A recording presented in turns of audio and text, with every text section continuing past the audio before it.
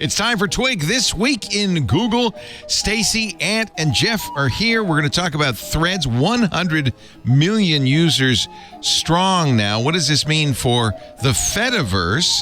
We'll also talk about Amazon Prime Day. You won't believe how much money Amazon made yesterday. Oh, and by the way, it's just a little online boutique, right? That's what Amazon's telling the EU. All that and more coming up next on Twig. Podcasts you love. From people you trust. This is Twit.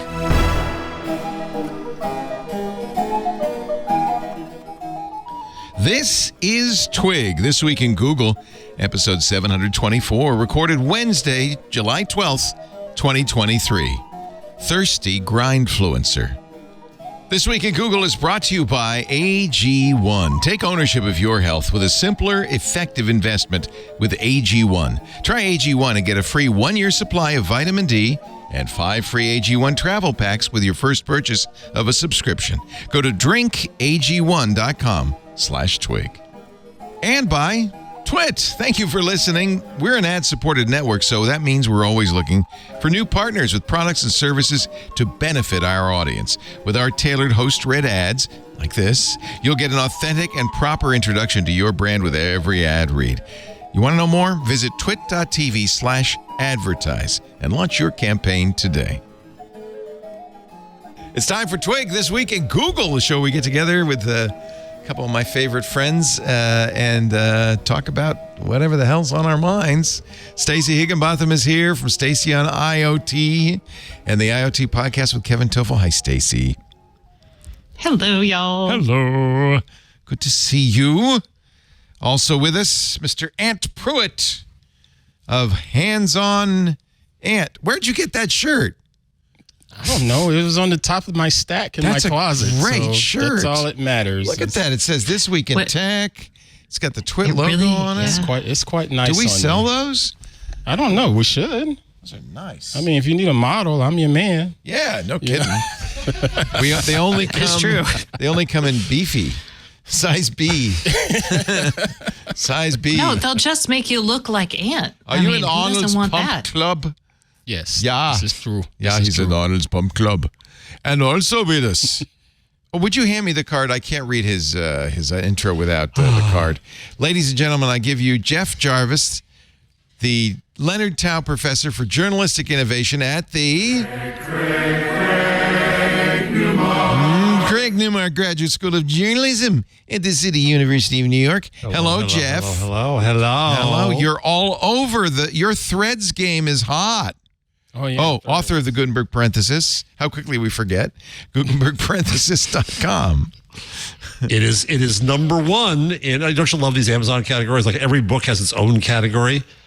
So what do they say? What's the category? It's number one, new release in general books and reading.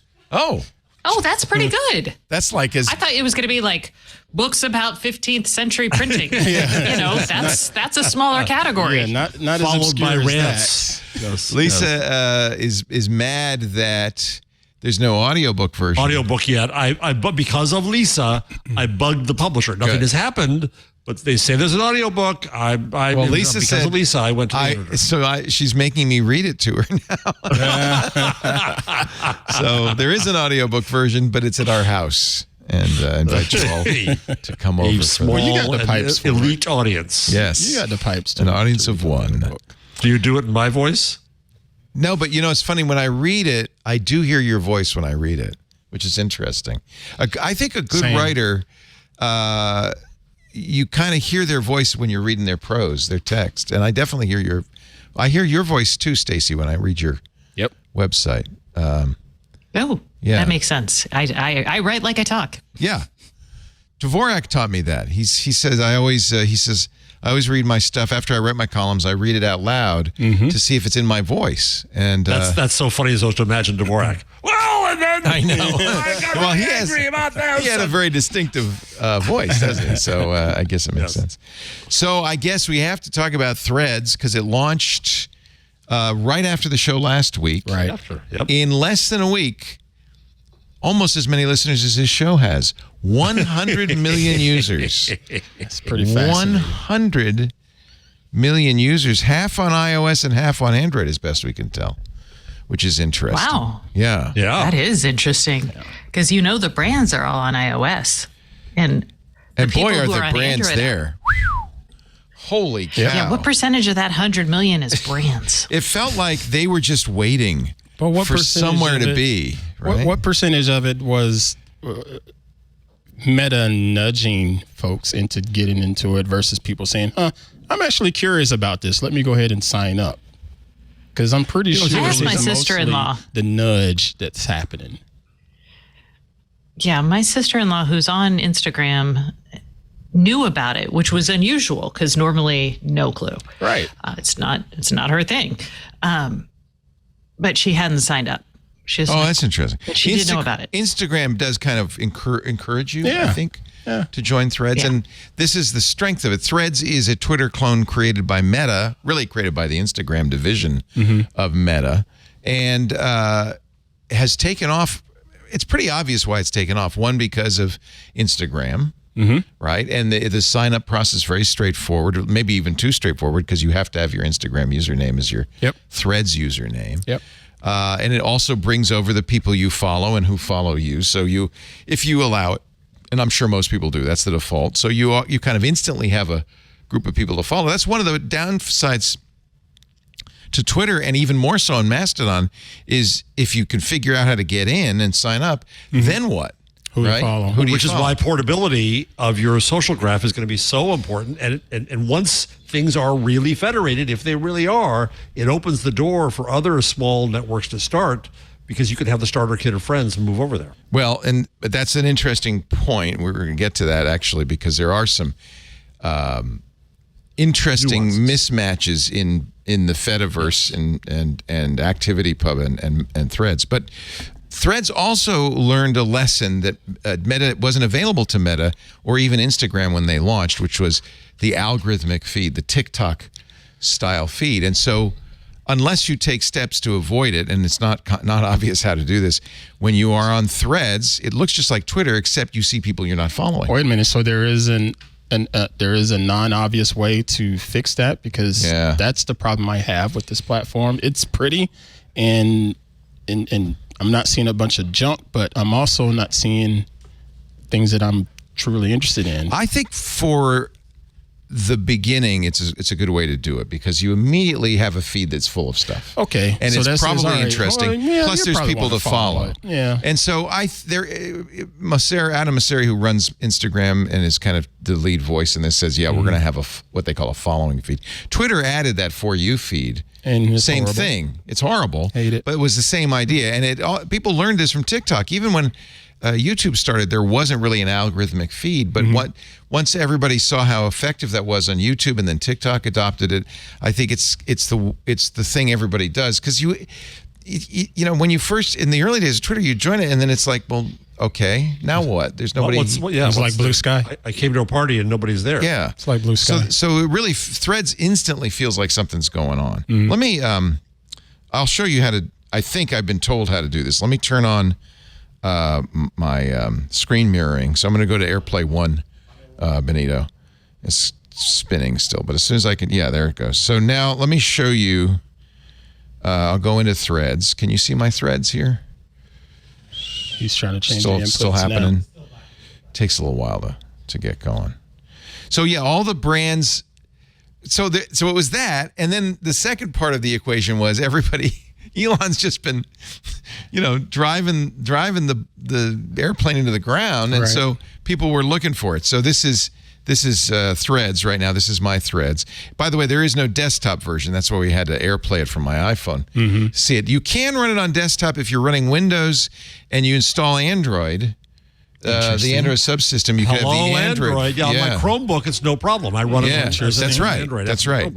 So anyway, this is how you do it, Ant. You go to your account, and you hit this menu in the upper right-hand corner, which is Settings. Okay. And then you go to Notifications. Okay. Threads and Replies.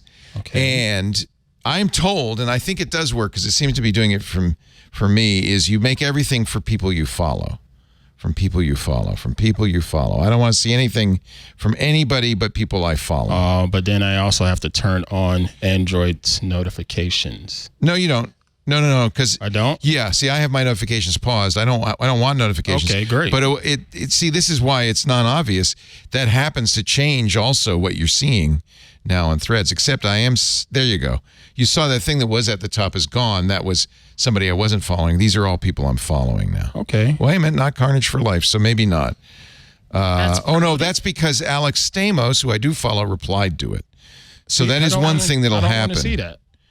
Well, I don't care to see. They'll give you a following only feed. I agree, but right now I'm only seeing stuff that is either people I follow or has been replied to or re-threaded, I guess you call it, by people I follow. Okay, so far I'm seeing that. So it is a lot of brands. There's the New York Times, NPR, which famously left Twitter after Elon accused it of being government-funded media, immediately joined Threads. There's a lot of people who have been looking, like Reuters there, for somewhere to be that's not. Yeah, tons of those kinds of places. Yeah, there's George Takei, right? Didn't show up on Mastodon yet. Yeah. It also does a good job with video. You can see its Instagram heritage.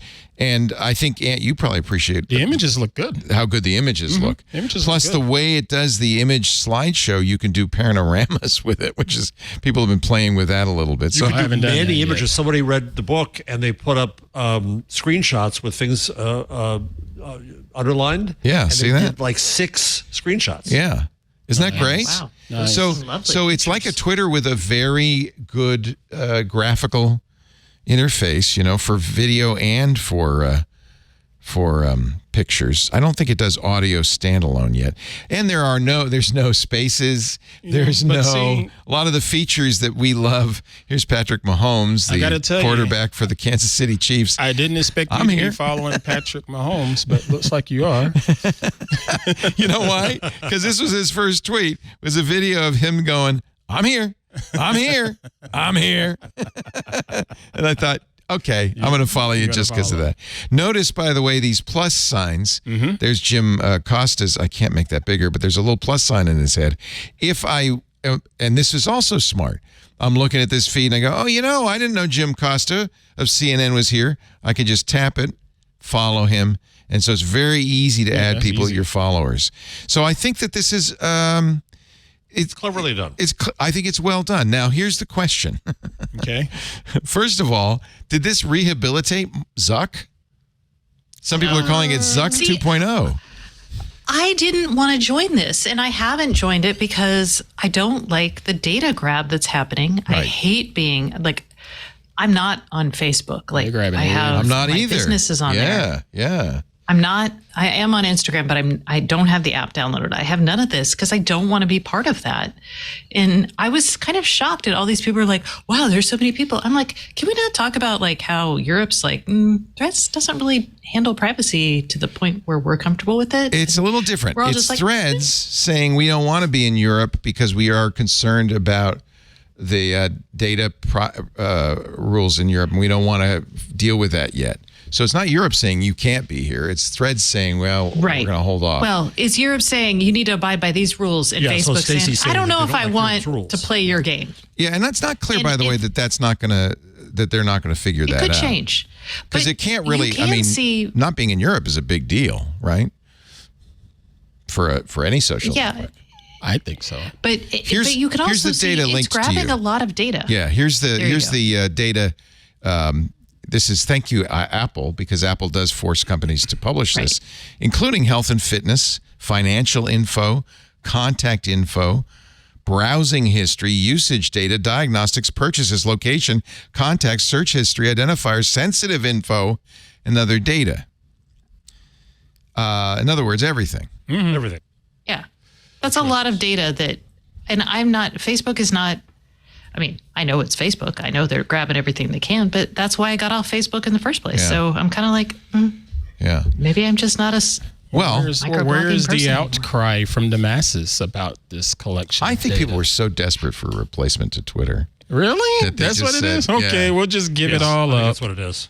You know, there's a couple of. Well, I think it's our job as journalists, Yeah, and we're but all like, I think we're I'm sitting with down you. on the job because we're not explaining this to people. And I also think people don't understand the risk to their. I'm actually writing about risk in data privacy right now, and it's a freaking nightmare because Yeah, but Stacey, it's a lot. most people, a lot of people do what I did. Said, well, I won't have Facebook on my phone, but then they put Instagram or WhatsApp on their phone. Right. Do you have WhatsApp on your phone? I do have WhatsApp on, but WhatsApp is encrypted and No. WhatsApp actually. No. My No. Look at the health notice on WhatsApp on the iPhone. Well, you don't have an iPhone, but I don't have an iPhone, but the app itself is grabbing the same information. damn it, Leo. But that's my point.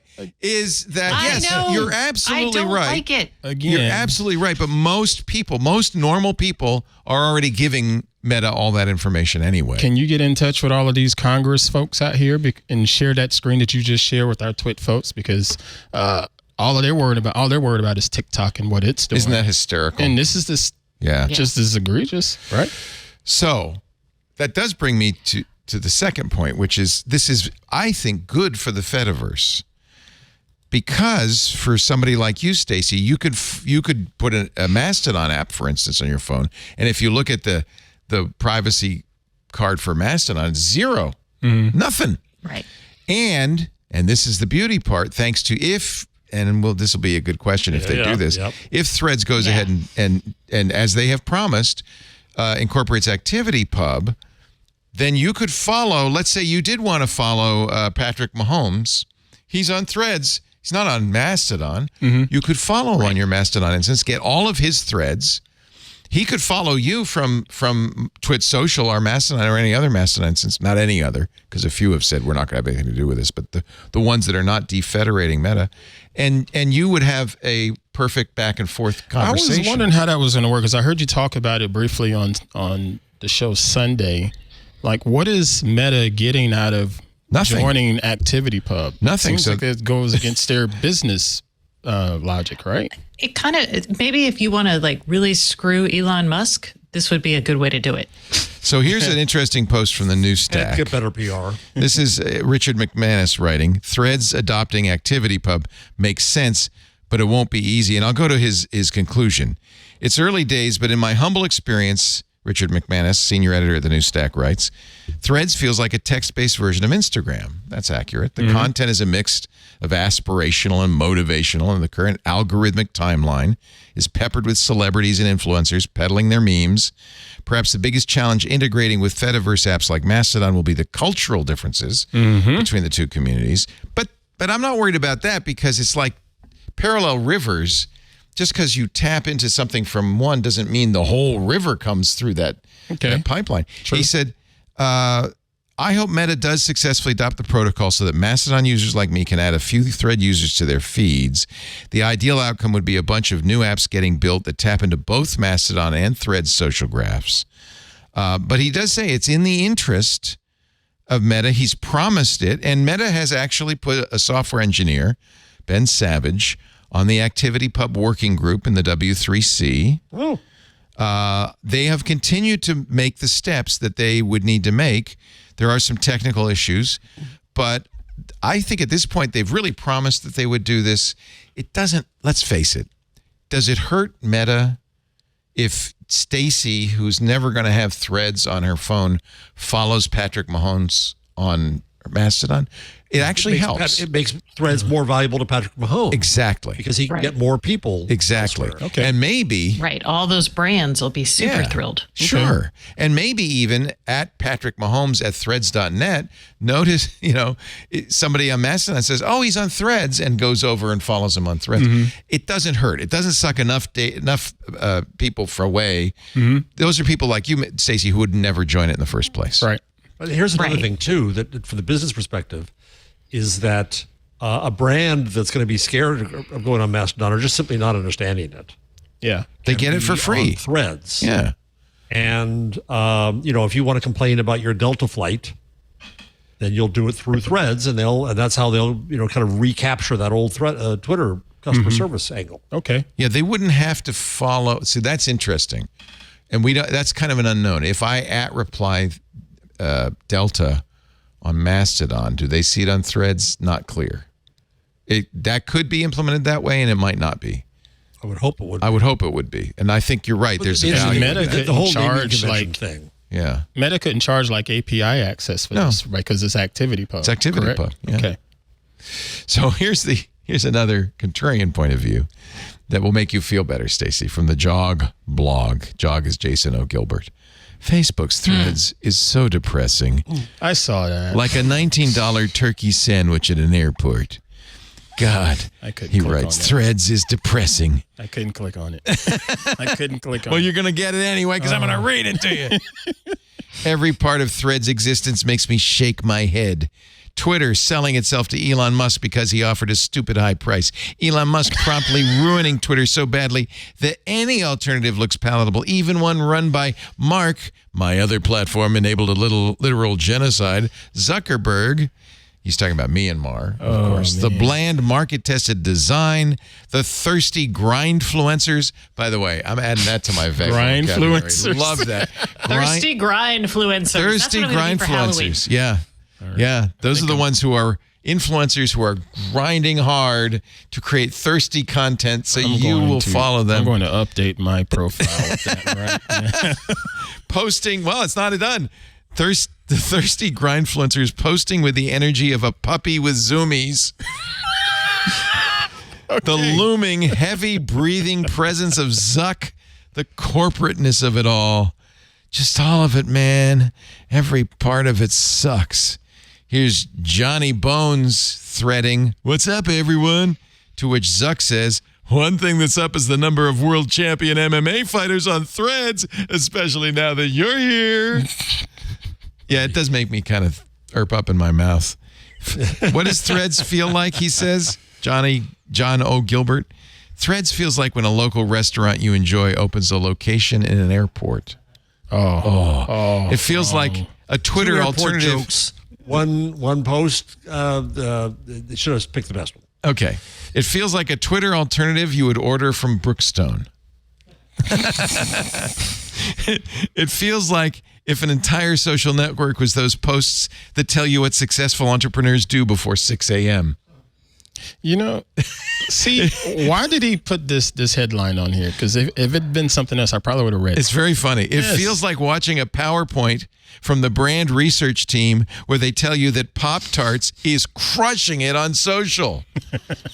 It feels like Casual Friday on LinkedIn. We've seen those. We've seen those. Then he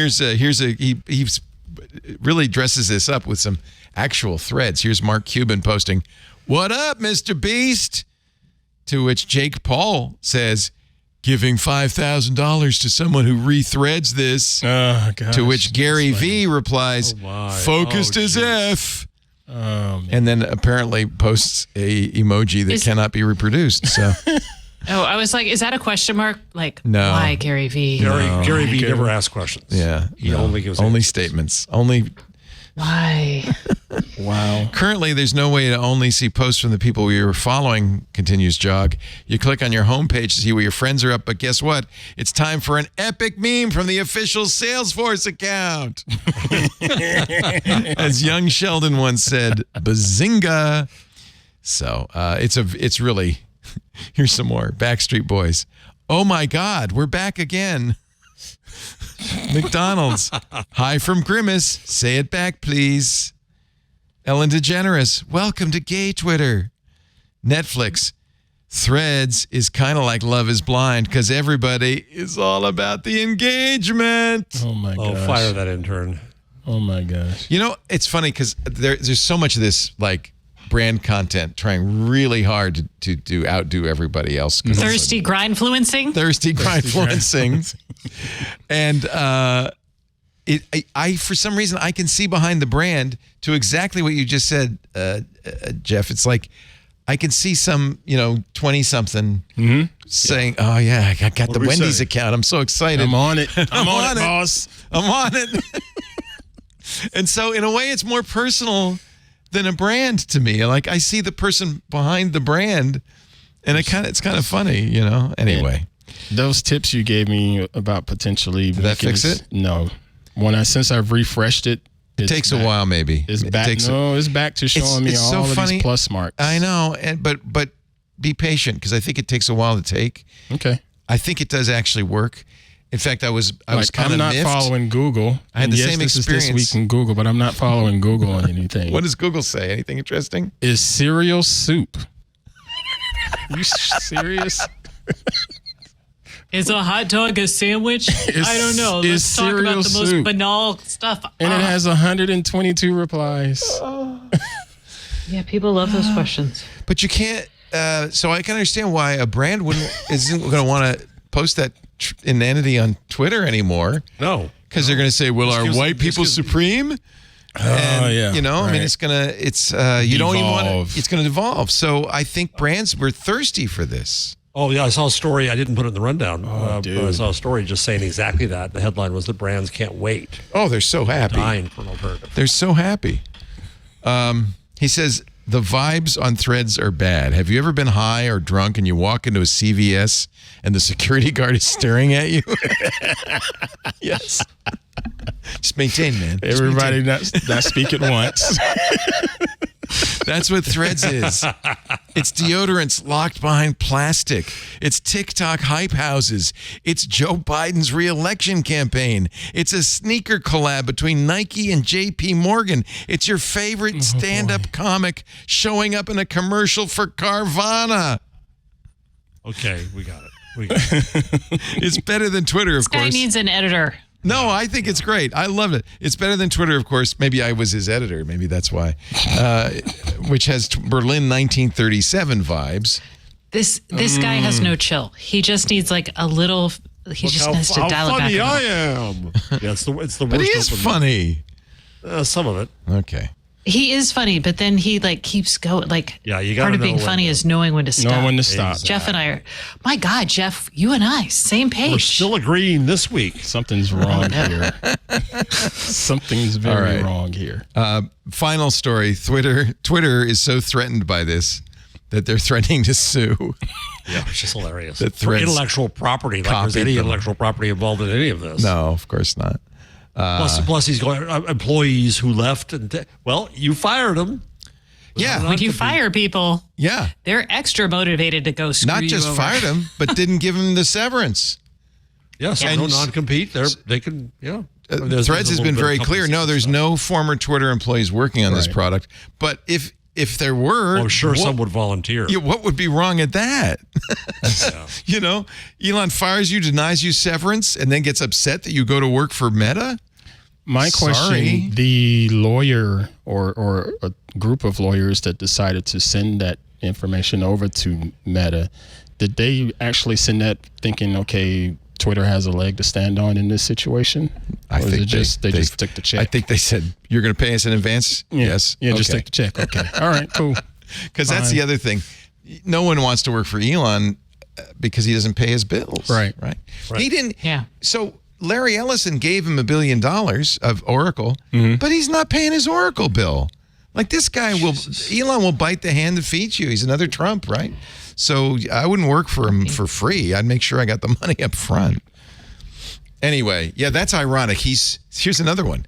He's suing Wachtell, the law firm that Twitter hired to make him buy Twitter because okay. He's suing them because as the Twitter board left, they paid Wachtell $90 million. They said, thank you. He just paid $44 billion. You made him pay. Here's your money. Elon, who is required, by the way, to pay them, when you buy a company, you absorb all their contracts. The debt. Is furious that they got paid $90 million, so he's suing them to get the money back. He's so Trump. I don't, I'm actually starting to worry about his mental health. I think there's something bad going on, to be honest. But anyway. I think it's people realize that there actually are no real consequences to behaving like a total douche. Preach. And if you realize that, then Sure, why wouldn't you be that way? It's douche day on Twig. I don't think we've ever used that word before. It might be the first time. Well, it is Wednesday, but okay. We can do the show on douche day if you want. All right, I guess we could take a little break. Can I mention one thing? I'm exhausted. Yes. That's the note we're going to end on? Douche day? Really? It's yours. Your fault. You did it. Oh, I am so ashamed. I think it's a show title, personally. What were you saying, Mr. Jarvis? Well, I just wanted to note, have you looked at the alternative algorithms on Blue Sky recently? You mean the lists? Blue Sky? Those are lists. The lists. Yeah, the lists. Yeah. The lists. I know they like to call them. What Blue Sky is? You know what Blue Sky. So this is to me, that in a way is the sad thing Exactly. is that bye T2 Blue Sky Spill, which was going to be the new I Black don't know. Twitter. You think they'll continue on? I think there's a lot of loyalty in Blue Sky. I wish them well. Loyalty to it. So There's all kinds of weird lists in there, right? let me look here. So here I am on Blue Sky. There's furries, and you go to my feeds on the left. My feeds, and then you go to settings on the upper right. In the upper right, this is the ones I'm following. Say discover new feeds. And then there's some other feeds that people created. What's science? What's hot? Classic. Black Sky. Home Plus. But there's things like furries as you keep it going down. It gets, Well, of course. very Are you nitty. surprised, Jeff? No, Really? Not at all. New skis. Not at all. Which is not about bacon, but at first posts from new users. Nor about news. Nor about news. Art. There's a lot of stuff in here. Gardening. Japanese cluster. There's one that's just a picture. A better film feed for movie lovers. Film Sky. Yeah, this is interesting. I mean, these are lists, right? That's all they are. Yeah, but what it shows is the possibility, I think, of rent your own algorithms. Yeah. I think that's, and so I could imagine Blue Sky being really good at this, and Ant saying, finally, my people are here. My photography and football and dad people are all here because I can finally find them. Do you think maybe what'll happen is we'll have niche social networks that Blue Sky will be for a certain eventually become for a certain kind of person? I hope not. Because wouldn't that be a bit of an echo chamber? And well, people want echo chambers. Put us right down the road that we're going right now, as far as all of the stuff that you see on the Twitterverse. And nobody ever sees all of Twitter. No two people see the same Twitter. And so the idea of trending is so ridiculous because probably the biggest trend is a tiny, tiny percentage, 0.000 something of the total of Twitter. We're all seeing a tiny window. And it's better if we do, actually. You don't want to see everything, right? That's when people get mad when you see too much. So, no, I think we're already there, Ant. Okay. People also don't want to post to 15 different social networks. No, right? That's why there's tools out there, so you don't have to do that. Yeah, I guess brands have to use those tools like Hootsuite and stuff, but if there's an API. If there's an API. If you're a normal Affordable user, API. you pick one eventually, or no? Do you think? What do you think that Threads has no hashtags? Yeah, I tried that out just to see if hashtags were working. Doesn't work. They say they're going to add that too. If you are an Android, you can turn on the beta version of the Threads app, and some of those features will appear. Cool. Because they're trying them out. I think they'll probably have much of the feature set. They have quote tweets, which is something Mastodon has refused so far. Yeah. And that's been used to good purpose, I think, on Threads. I think the quote tweets are good. I wonder what their moderation strategy is, because when Musk came around for Twitter, his whole free speech pitch was big, but he also talked a lot about how many bots are here. That was like his reason for not wanting to buy. It was because of all of the bots, and he said he's going to fix this and that. But I haven't heard any mention about bots on Threads, even though my feed had a ton of them. Were they bots or brands? Bots, not brands. Like just random Joe 98743 star with gibberish on it, or even nothing at all. Well, that's a thing that it's, Instagram has that new car smell, but that's going to wear off pretty Threads has that new car smell, and it's going to wear off pretty quick, isn't it? You should just call it Instagram, because that's... It really is, isn't it? It is. It is. It's and what Instagram happens when messages. people stop? I mean, like, It feels so thrown together. Is this like something Facebook's really going to be behind for the next year? Like, well, they are now. That's it's the fastest app launch in history. Yeah, I think it's a thumb in the eye to Musk. It's an opportunity to grab advertising revenue from there when they figure out how to do that. And it's rehabilitated Zuck, right? Oh, yeah, I think so. Nobody's talking about his failed metaverse. Nobody's talking about, Facebook. Well, some people are talking about Facebook and genocide, but there's a great piece which we'll get to later in the rundown about Facebook and the metaverse. It makes you forget that. Yeah, I saw your thread about that, as a matter of fact, and I bookmarked it because of it. All right, now we can take a break now that Stacey has provided a buffer between douche day and... Oh, wait a minute, I said it again. That's not how that works, sir, but... Oh, we got to go on for another 5 minutes. And that's interesting. Every time I say douche day, we have to do another 5 minutes on the show. That's interesting. Oh my gosh, that would be like my literal nightmare. That's so much fun to imagine. We're almost at the end. Stacey can see the waffle. She can smell it. And then we say douche day. Oh, that would be the worst. And it came from me initially. It's the reset button. And then when we do that, she accuses us of being douches. And it's a beautiful thing. You know what you need right now, Stacey? You need a refreshing beverage, a nutritional supplement that will make you feel good, that will make your blood go through your body, and it'll put little happy faces on all the cells. I'm talking about our sponsor, AG1, the daily foundational nutrition supplement that supports whole body health, and I will editorialize here, and tastes great. I love it. And I think it was you, Ant, who told me about AG1. Through a science-driven formulation of vitamins, probiotics, whole food sourced nutrients, AG1 delivers comprehensive support for the brain, gut, and immune system. Just mix your AG1 scoop with 12 ounces of water. I start my day with it. Since 2010, AG1 has improved their formula 52 times in the constant pursuit of making the best foundational nutrition supplement possible. With high-quality ingredients and rigorous standards, AG1 has become a part of millions of daily routines. They save you money. Each serving costs less than $3 a day when you subscribe.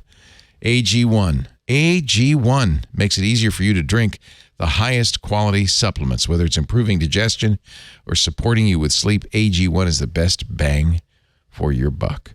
With just one scoop, AG1 is a simple, drinkable daily habit. I like it so much now, I actually look forward to it. It's like I jump out of bed going, got to go get my AG1. So if you're looking to take ownership of your health with a simpler, effective investment, start with AG1. Try AG1 and get a free 1-year supply of vitamin D. And I love these travel packs, 5 free AG1 travel packs with your first purchase of a subscription. Go to drinkag1.com/twig. Go to drinkag1.com/twig and check it out. AG1. I appreciate them sending us the travel packs because Hardhead, that's great, and the family went back east to go visit relatives. And Hardhead tried to take my container of AG1. No, dude, that's not yours. Hold up, dude. No, that's not how this works. He's like, what, I got to take my AG1? I said, the travel pack's over there. You're not taking the whole dadgum jar? That's hysterical. What's wrong with you? He was packing it. Literally went and grabbed it. You do, I have to say, you do kind of get used to having that every morning, and you kind of look forward to it. It's really interesting. Yep, Hardhead approves, too. We are in the middle of Amazon Prime Day. Oh, yeah. Day 2. It's a 48-hour event. Started yesterday. Already in the first 24 hours, Prime Day has pushed U.S. online sales up 6%. But get ready for this, because this is the number I like. Amazon, it's estimated worldwide, Amazon will ring up $12.9 billion in sales over the 2 days. Yesterday was already $6.4 billion. In 1 day, 2 days, $12.9 billion. Wow. Did they have a breakout of what most people are buying? I haven't seen a lot. The one thing that I did see was like a 47-inch television that was like $150 or something like that. And I'm not saying it was the best television, but I thought about it. Because it could go in the garage. You could watch or something. things on it. Right. You know, it's like, well, for $150. It is kind of tempting. You know, it's like the doorbuster deals on the Black Friday, right? Yeah. And then people would line up. This is completely taken over from Black Friday. $6.4 billion yesterday. 42% off my N95 masks. Do you still wear masks around? Do you? Oh, yeah. He does. Yeah. Oh, yeah. I was the only person in all of England in a mask. Yeah. I wore a mask. I was on the plane. Plus, I get to the airport. I'm that onion story. Dad gets to airport 14 hours early. Yeah. I'm that dad. Yeah. So I wore my mask for 12 hours solid, except when I flew back from London. You know, it's funny. When we went to Europe, I did wear my mask in the airport and on the plane and got there. And then Lisa said, "What are you look like an idiot. Take it off." And I never wore it again. Even it was the press of the crowd at the Vatican to see the Sistine Chapel, and it's people from all over the world. Oh, I'd be paranoid now. Didn't catch anything. Didn't even get a cold out of it. I don't know. I don't know what to think. Anyway, get your masks cheap. The growth year over year in Prime Day, 5.96%. It's the single biggest e-commerce day this year so far. Well, that's obvious, right? Categories that were up. Appliances up 37%. Okay. That makes sense. I guess, is a TV an appliance? I don't know. No. I was going to say blender, robot vacuums. That's what people are buying. Oh, I bet. Toys up 27%. Apparel that's up also robot 26%. Electronics were only up 12%. So, you know, in days gone by, I would have thought you go to Amazon to buy books and electronics. Mm-hmm. But no, clothing? Boy, that's not what I would have thought. No, Toys? I'm not going in for clothes. Yeah. That's hard. Here's maybe a little scarier stat. Buy now, pay later. 6.4% of the total orders, $461 million. That's up almost 20% over last year. Buy now, pay later. Are y'all talking to your kids about buy now, pay later? I think it's really important. Like my parents, I remember having the credit card talk with me about that. So yeah, I'd be talking to your like grown up, like aunt your age, I guess. Jeff, yeah, college boy, I have to get in his ear quite often because boy, he likes to buy stuff. And I'm like, dude, stop it. Nope, you're not doing that. Yeah, it's fun having that box arrive, isn't it? It's addictive. Mm-hmm. That's the problem. Yeah, Michael. Before this was QVC. My father-in-law used to buy Capital and stuff from QVC. I never got that habit. My mom did. No. I'm surprised you didn't, actually. Yeah, you were tailor-made for QVC, Mr. Instagram shopper. They couldn't reach me through the TV, so they found another way. They reached out and they got me in Instagram.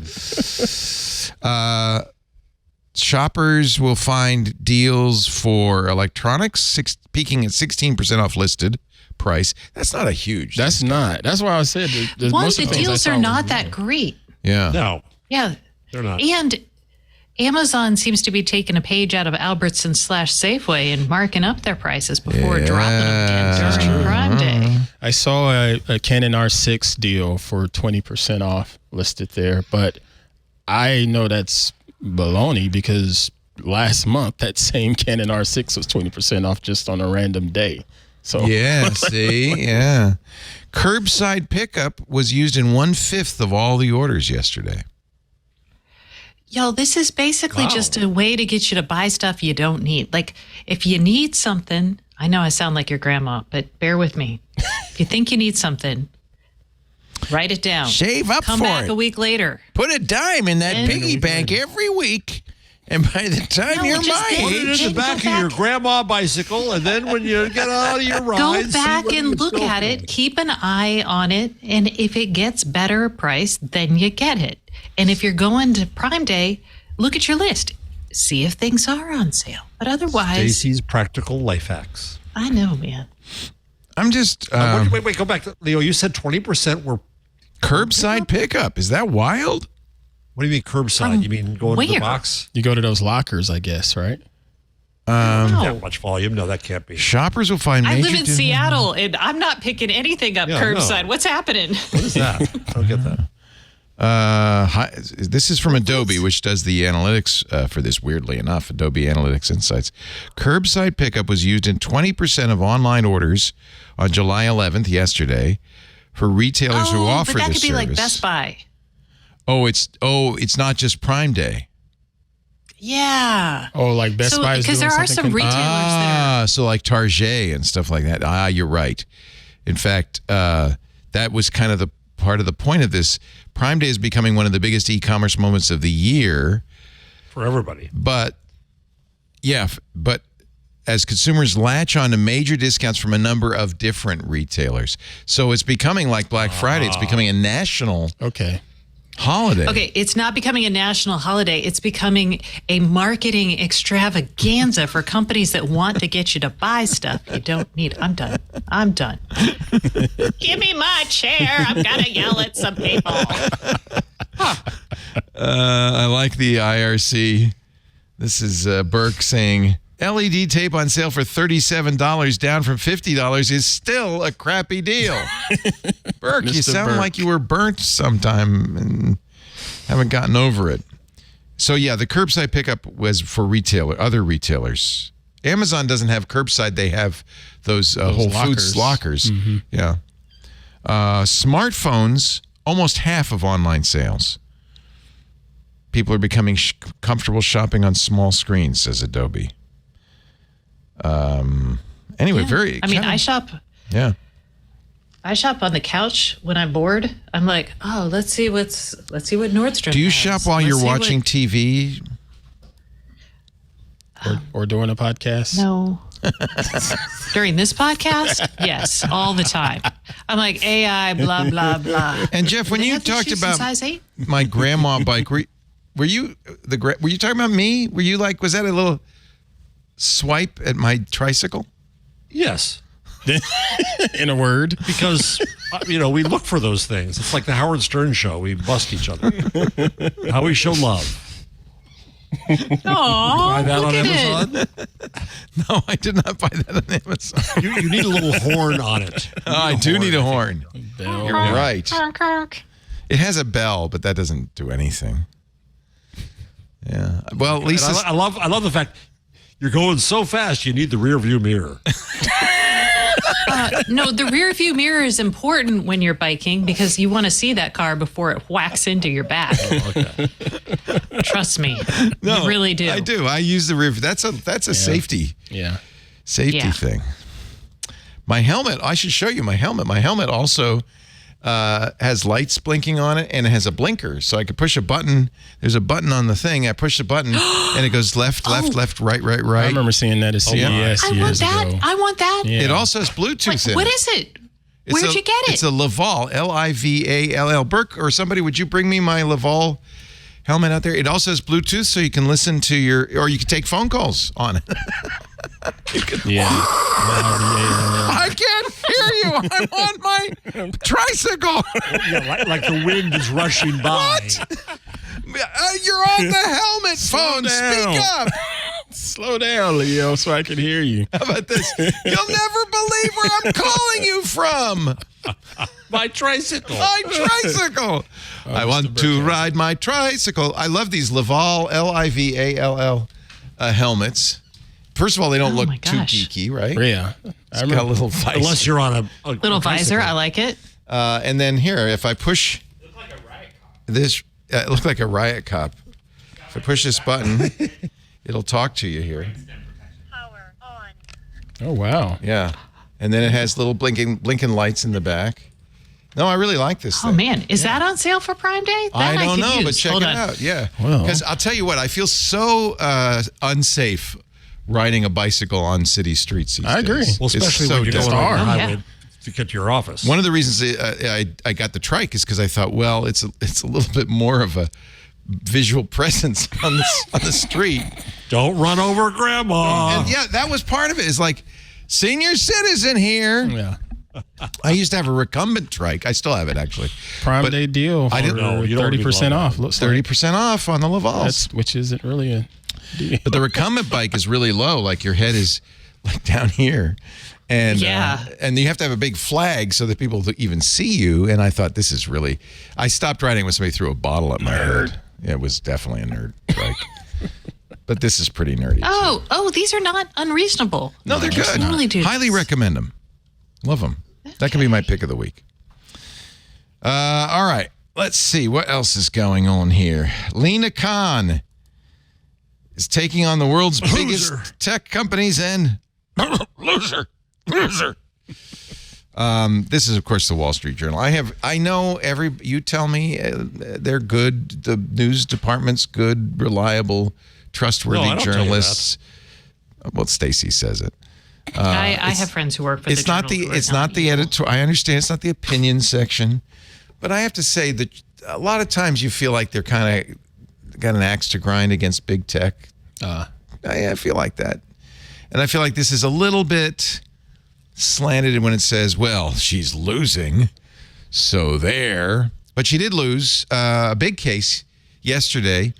Microsoft is trying to block the acquisition of Blizzard Activision, a big gaming company by Microsoft. It's one of the biggest tech acquisitions of all time. And they sued in court. They asked for an injunction to prevent Microsoft from going ahead and doing it. Because even though they're under investigation, Microsoft could just move ahead with the acquisition and then say, there, now you break it up. You do something. So the FTC's thought, they are going to continue this investigation, and there's a hearing in August with an administrative judge to decide whether they should actively block it.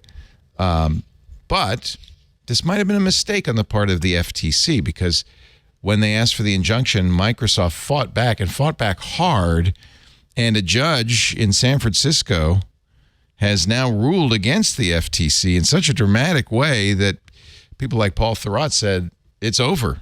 This acquisition is going to happen. UK is still out there trying to... Yeah, and I think the thinking is that the deal has a breakup clause on the 18th, less than a week.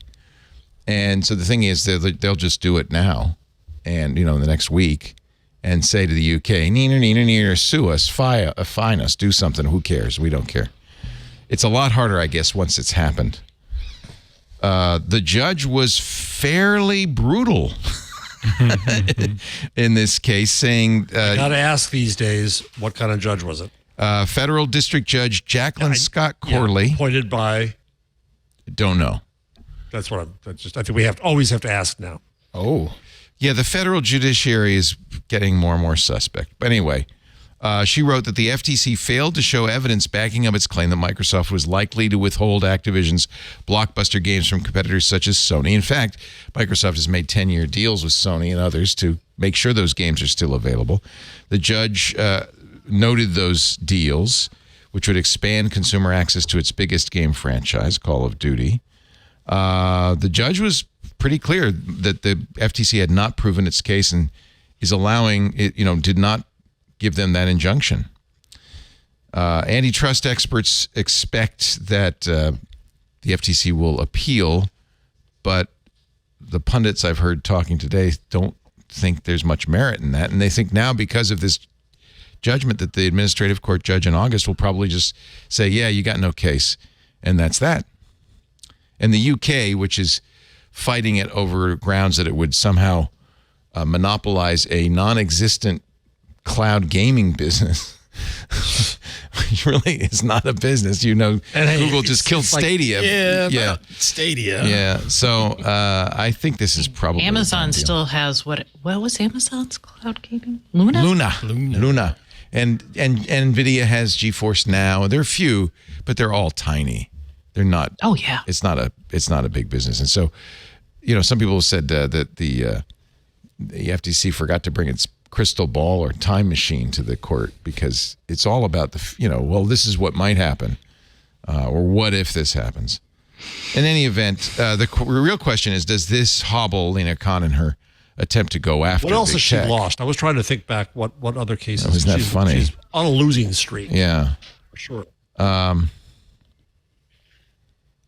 She said, I'm certainly not someone who thinks success is marked by a 100% court record. If you never bring those hard cases, there's a cost to that. VCs only win Good or point. hit it out of the park, 30% of the time, and we're Right. keen on that. So. Yeah, but Right. prosecutors are supposed to. The word on them is they should only take cases they are confident in winning. But there's a difference we in actually antitrust. have a lot of issues with that. But yeah. There's also a I think- difference in antitrust because I think bringing these cases by itself forwards the notion that you got to be thoughtful about these mergers and there Not is if some you fail. oversight. That actually is a greater. I think it's a greater danger if you bring the case And 'Cause You're lose? like, warning. Does that It only is a warning embolden? if you back it up. That emboldens people. Yeah. Yeah, I think there are a lot of companies though, that, like Microsoft, certainly Apple, that don't want to go to court if they don't have to because there's discovery, stuff comes out. Oh yeah. And so there is it is a little bit of a threat, I would say. But you're right. If the FTC loses every case, then it doesn't have so much power. I'm trying to think of what else. I really don't know, and I would like the FTC to be a little bit more activist here because I think our antitrust regime has been very, very backward, like very old school. I and not agree. very And as much as I love technology, I think it's really important that big tech's not going to regulate itself. So And you know what? I love technology, but in the last year or so, I've been thinking about it. I like engineers. I like solving problems that's that right. feel that's hard. right. Yeah. But technology today is really like the financial industry was back in the 80s, when we were all reading Tom Wolfe books and it was people who were gaming the system. The system doesn't feel it really, feels very really gamed. good point, Stacey. Really good point culturally. I like that. Play with it a little more. So it's Bonfire of the Vanities. What? I'm like, you're like, I like it. Say more. Professor and I'm like, Jarvis has asked I know. I was to like, talk to oh the my God, class class. about your premise here. Would you explore that, would you? Sorry. All right. Bonfire of the Vanities. Let's go. No, I'll give you some ammunition. Culturally, I'll give you some ammunition. is the Alex mark of the time. Kantrowitz, who does the big tech newsletter, has complained about the financialization of technology. And I think that's what you're talking about.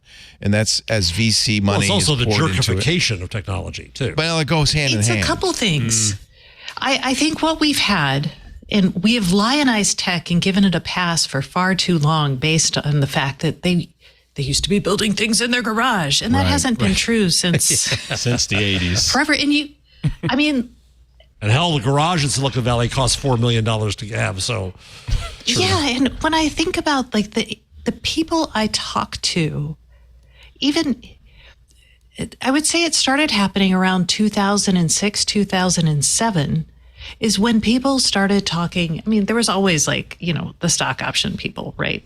The sales culture in tech has always been the sales culture in tech. But those people are now in charge, and that has kind of eaten over everything. And you get these people who are doing it's like the app it's like the Uber for this, right? So it's like building these apps and things that are very divorced from the infrastructure itself. And some of that might have come about from things like you no longer had to construct a server rack to run any tech thing. You've made tech very accessible to people who are not necessarily technically savvy. I don't know. Well, that's not a bad thing. That's a good thing. No, I don't think it's a bad thing, but I do think it's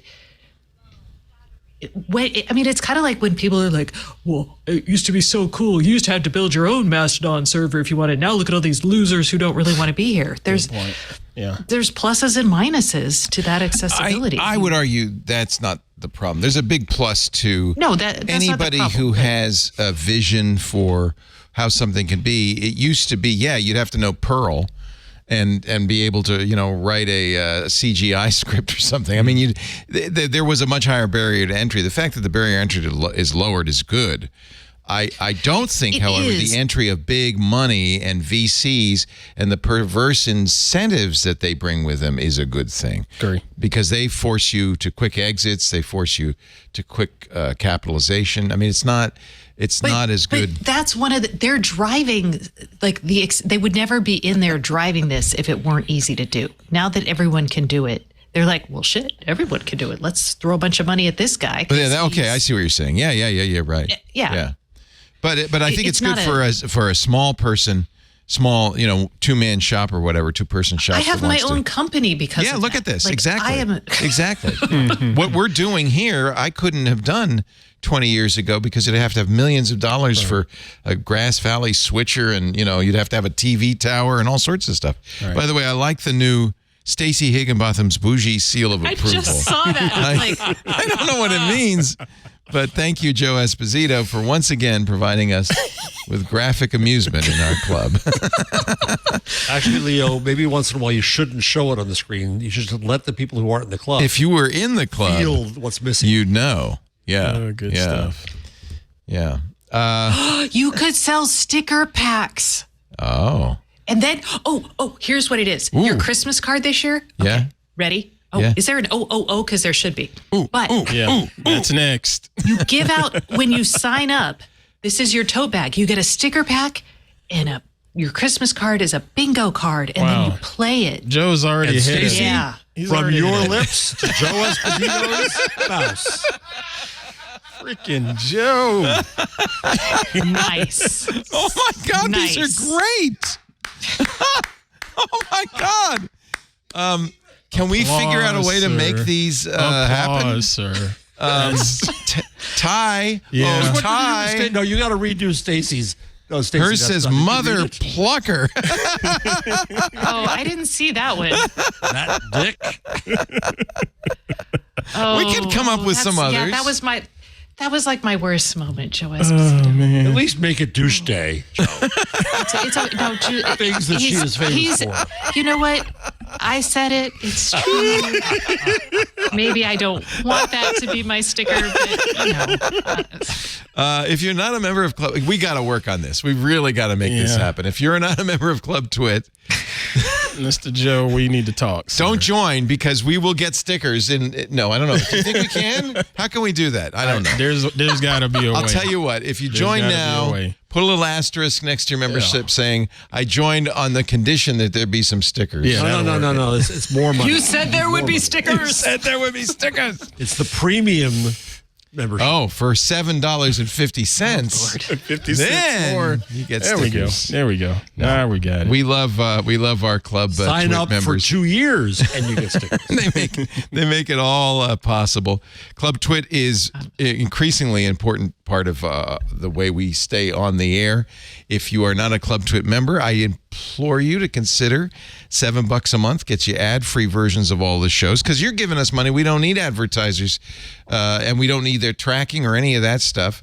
So that's one benefit, but you also get shows that you don't get anywhere else, like Hands on Macintosh, Hands on Windows. We've got the Home Theater Geek Show with Scott Wilkinson. I know, Ant, you do a lot of good things. In fact, coming up, we've got a big event that's Friday. I think I've been trying to talk to Lisa about this. We're going to, you're doing, tomorrow's the AI show hang with Jason. It's the beginning. And Jeff, Unfortunately, you're Jeff is invited busy, to that if you can go to that. Unfortunately, I can't tomorrow, but we'll try to find a time that works for you because we are preparing the AI show and it's going to be in the club. But then on July 14th, day after tomorrow, 5 p.m. Pacific, 8 p.m. Eastern, it's the Inside Twit After Hours. Now, you can tell me, Lisa said, we got to go to that. I said, Lisa, I think it's better if the bosses aren't there. Okay, well, let me just say this. I wanted to hang out with my squad. Who's your squad? Everybody that works in here. Yeah, you don't want the squad. bosses around. I wanted to hang out with the squad and just shoot the, Yeah. and we gonna do that. Okay. Shoot the what? Shoot the stuff. what? Oh, I'm sorry. I have the worst mouth. Potty mouth like It's all right. You I'm talk sorry. like people talk. I have the worst mouth. So what are we going to do, Lisa? so We're going to we- come for half an hour maybe? yeah, you can come by, but we might made a kick you out. reservation. Here's why. We made a reservation at the Caviar Bar for 6 wow. o'clock. Well, let me go with you. So we're Ant's going like, to forget the the squad. champagne and caviar is at 6. So we thought we'd come by, we'd say hello, we'd wave, we'd do a little thing. Will you be hanging with Graham Wellington while you're there? No, come on by. We'll probably kick you out. We'll but come on briefly by. be here. Yeah?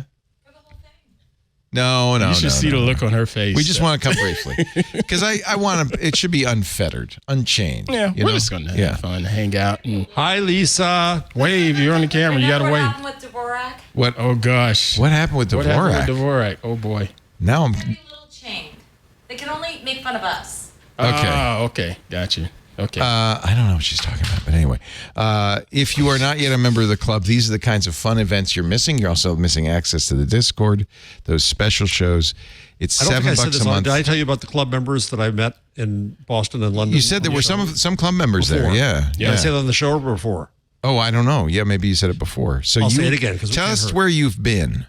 So I was in St. Andrews, and then I was in London to do a Wow. book event with Alan Rusbridger at Prospect, and then I was in Boston at Haverhill at the Museum of Printing, and there were a lot of Twig fans at both events.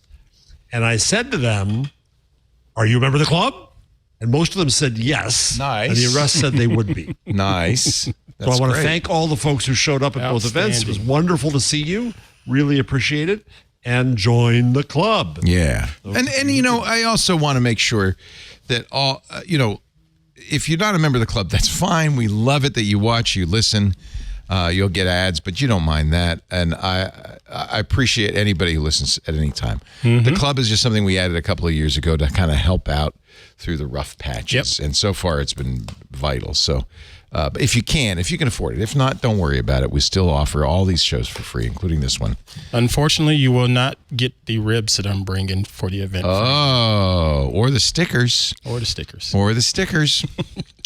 Gotta tell you. Ribs and stickers. Okay. All right. Showtime. We're really, this is I don't know what. it's kind of down What market, were we isn't doing it? before we got sidetracked by stickers? Okay. You were being bougie. I'm trying to remember. Bougie Stacy. Let me do an ad. That's how. Oh, I don't have an ad. Back button. Wait a You minute. just did an ad. I thought that was an ad. Well, No, it kind of no, was. that's right. Yeah. Yeah, it was. We No, would I take mean- that out for people who are members of the club. They wouldn't hear that, right? This is true. Yeah. We'll be back with more news in just a bit. Oh, there is no ad. So here we are. We're back. Oh, I love this. We were talking. Go ahead. This is kind of along the lines of the regulation thing, because it turns out in some regards we're letting the EU regulate big tech. There is something called a VLOP, a very large online platform. This is under the Digital Services Act. The EU has now added.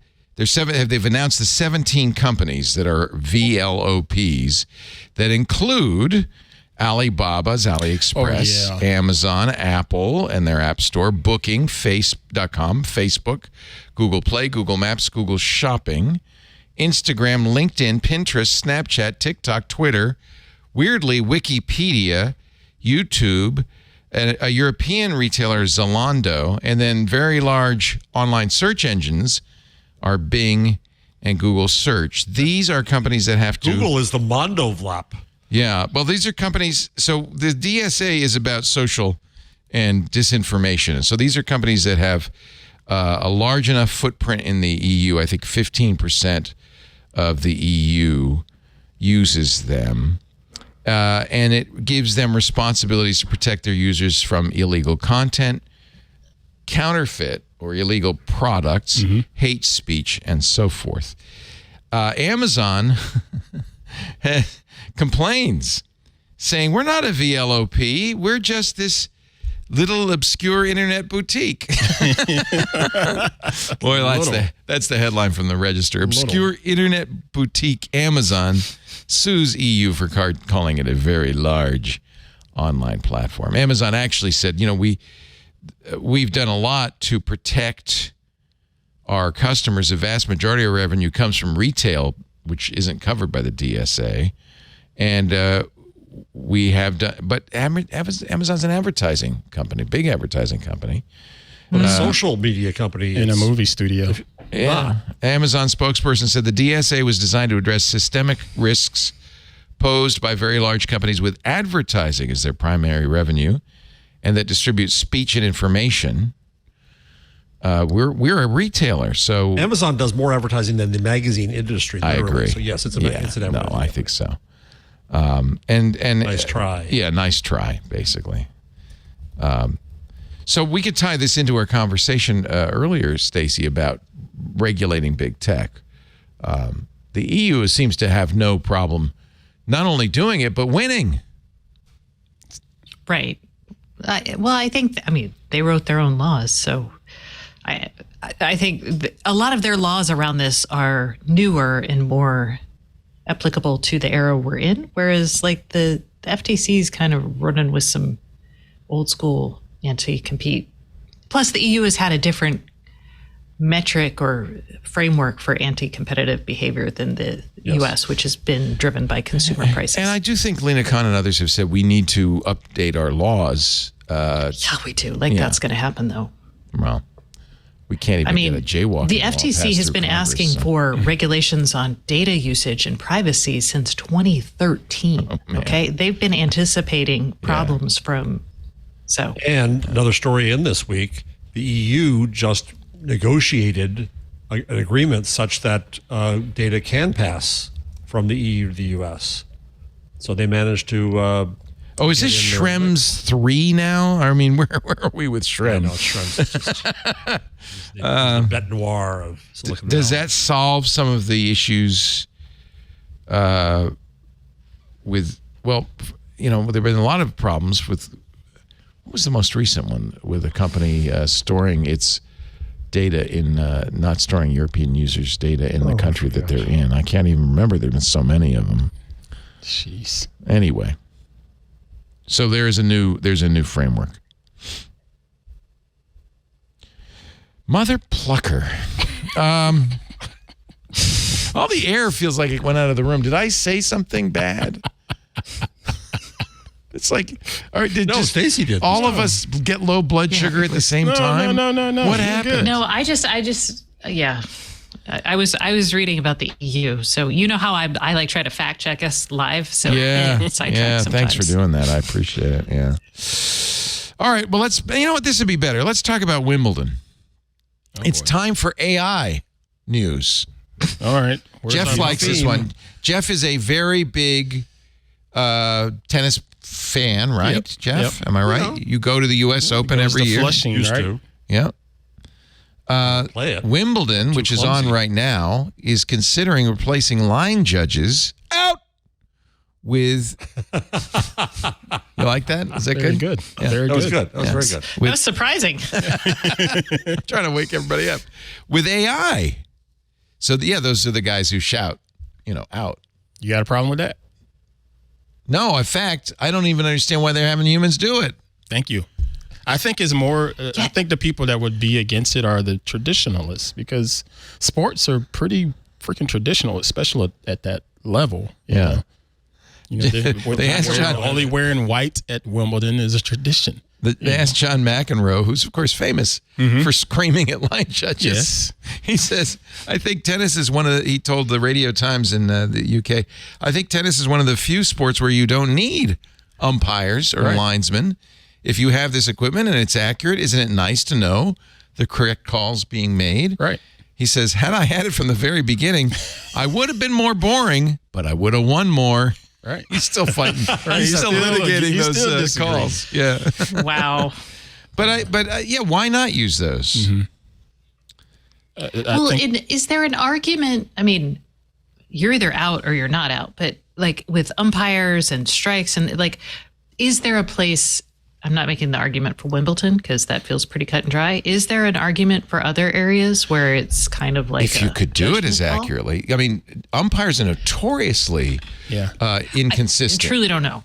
Yeah. In fact, that's why we have replay. One of the things that happens with the baseball game is the batters get to know the umpire's strike zone. Yep. From umpire to umpire, it can change. And really? Technically, it's from the letters to the knees, but and the width of the plate. But the umpires. Often strike zone is higher or lower. Yep. And you get to know it, right? So it would make a lot more sense if you had a machine do it, if it could do it accurately. I guess it would still have to do it. But it's based on the player too. That's the problem. It changes. Yeah. Mm-hmm. But I mean, you can readjust so the camera says, well, there's the letters, there's his knees, that's the strike zone. And then the player squats down a little Although lower. some people could argue well, we have learned how to work with this system, and if you change it on us, that's kind of baseball. There was a great story in the Atlantic this month about trying to save baseball because it there turned has out never been a great baseball story. Never. The New Yorker tries to make it so, but it's never been Roger the case. Angel wrote some of the about baseball. some of the Is that best what you're baseball saying? articles of all time. Bore me. The only thing more boring than going to a baseball game is reading about it for thousands of words in the New Yorker. I bought Stacey, Roger we Angel's keep books. agreeing. I bought George Yes. Will's books. I love baseball. Say no more. He's a great writer. Oh my! All right. Anyway, Too bad he's not a great thinker. the problem with baseball, just because his politics don't agree with yours, the problem with baseball is the games have been getting longer every year by about 3 minutes. Yeah, well, they put in the pitch clock now. Oh, trying to no, speed it didn't they up. just change the rules? Well, It's this is- faster now. This is what they had to do because they looked at the stats, and in 10 years, games are half an hour longer. Yeah. On average, if this keeps up, pretty soon they'll be all day. It'll be like cricket. Right. But there are more commercials. Part of that. Well, yeah, maybe there's anyway, part of it is the rituals that both pitchers and batters go through in between every pitch. The batter steps out of the They gotta do their box dance and, like, spits spitting and goes and- this and the pitcher's going it's a bunch of guys with ticks.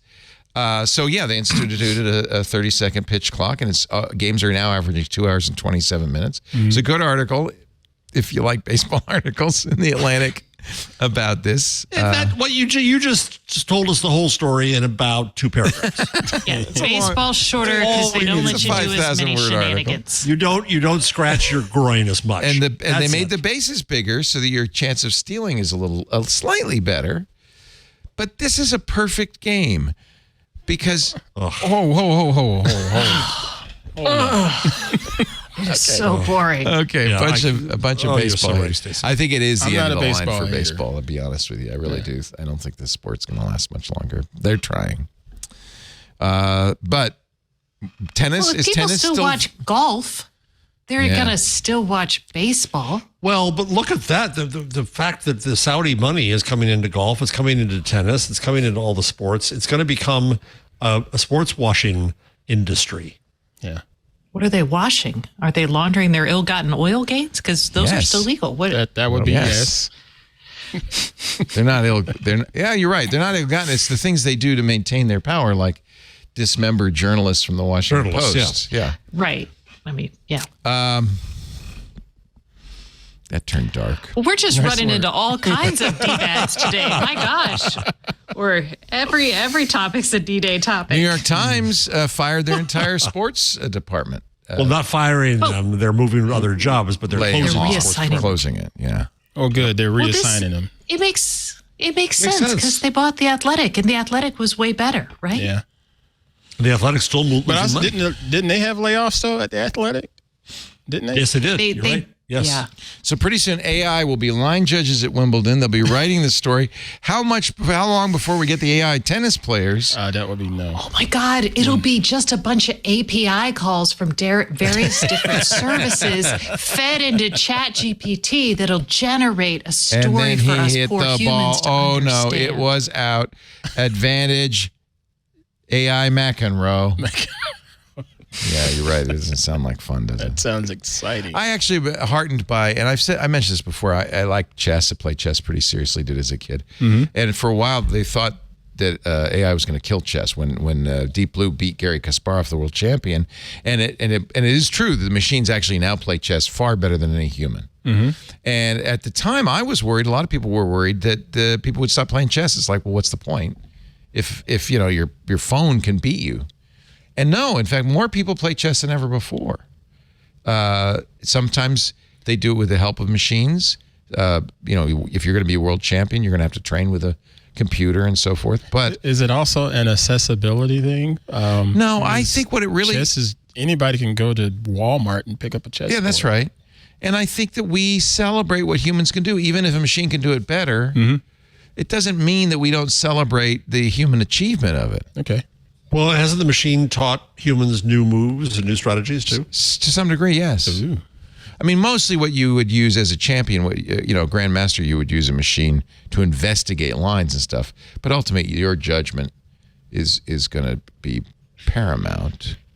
One thing that's happened that's kind of weird, This can happen because a chess game, even though it's very, very complex, is solvable, right? You could say, well, this move, if you follow it all the way to the end, you're going to win. Humans can't do that. They can only do, a little bit ahead, but nevertheless, machines could solve it. So it could be theoretically solvable.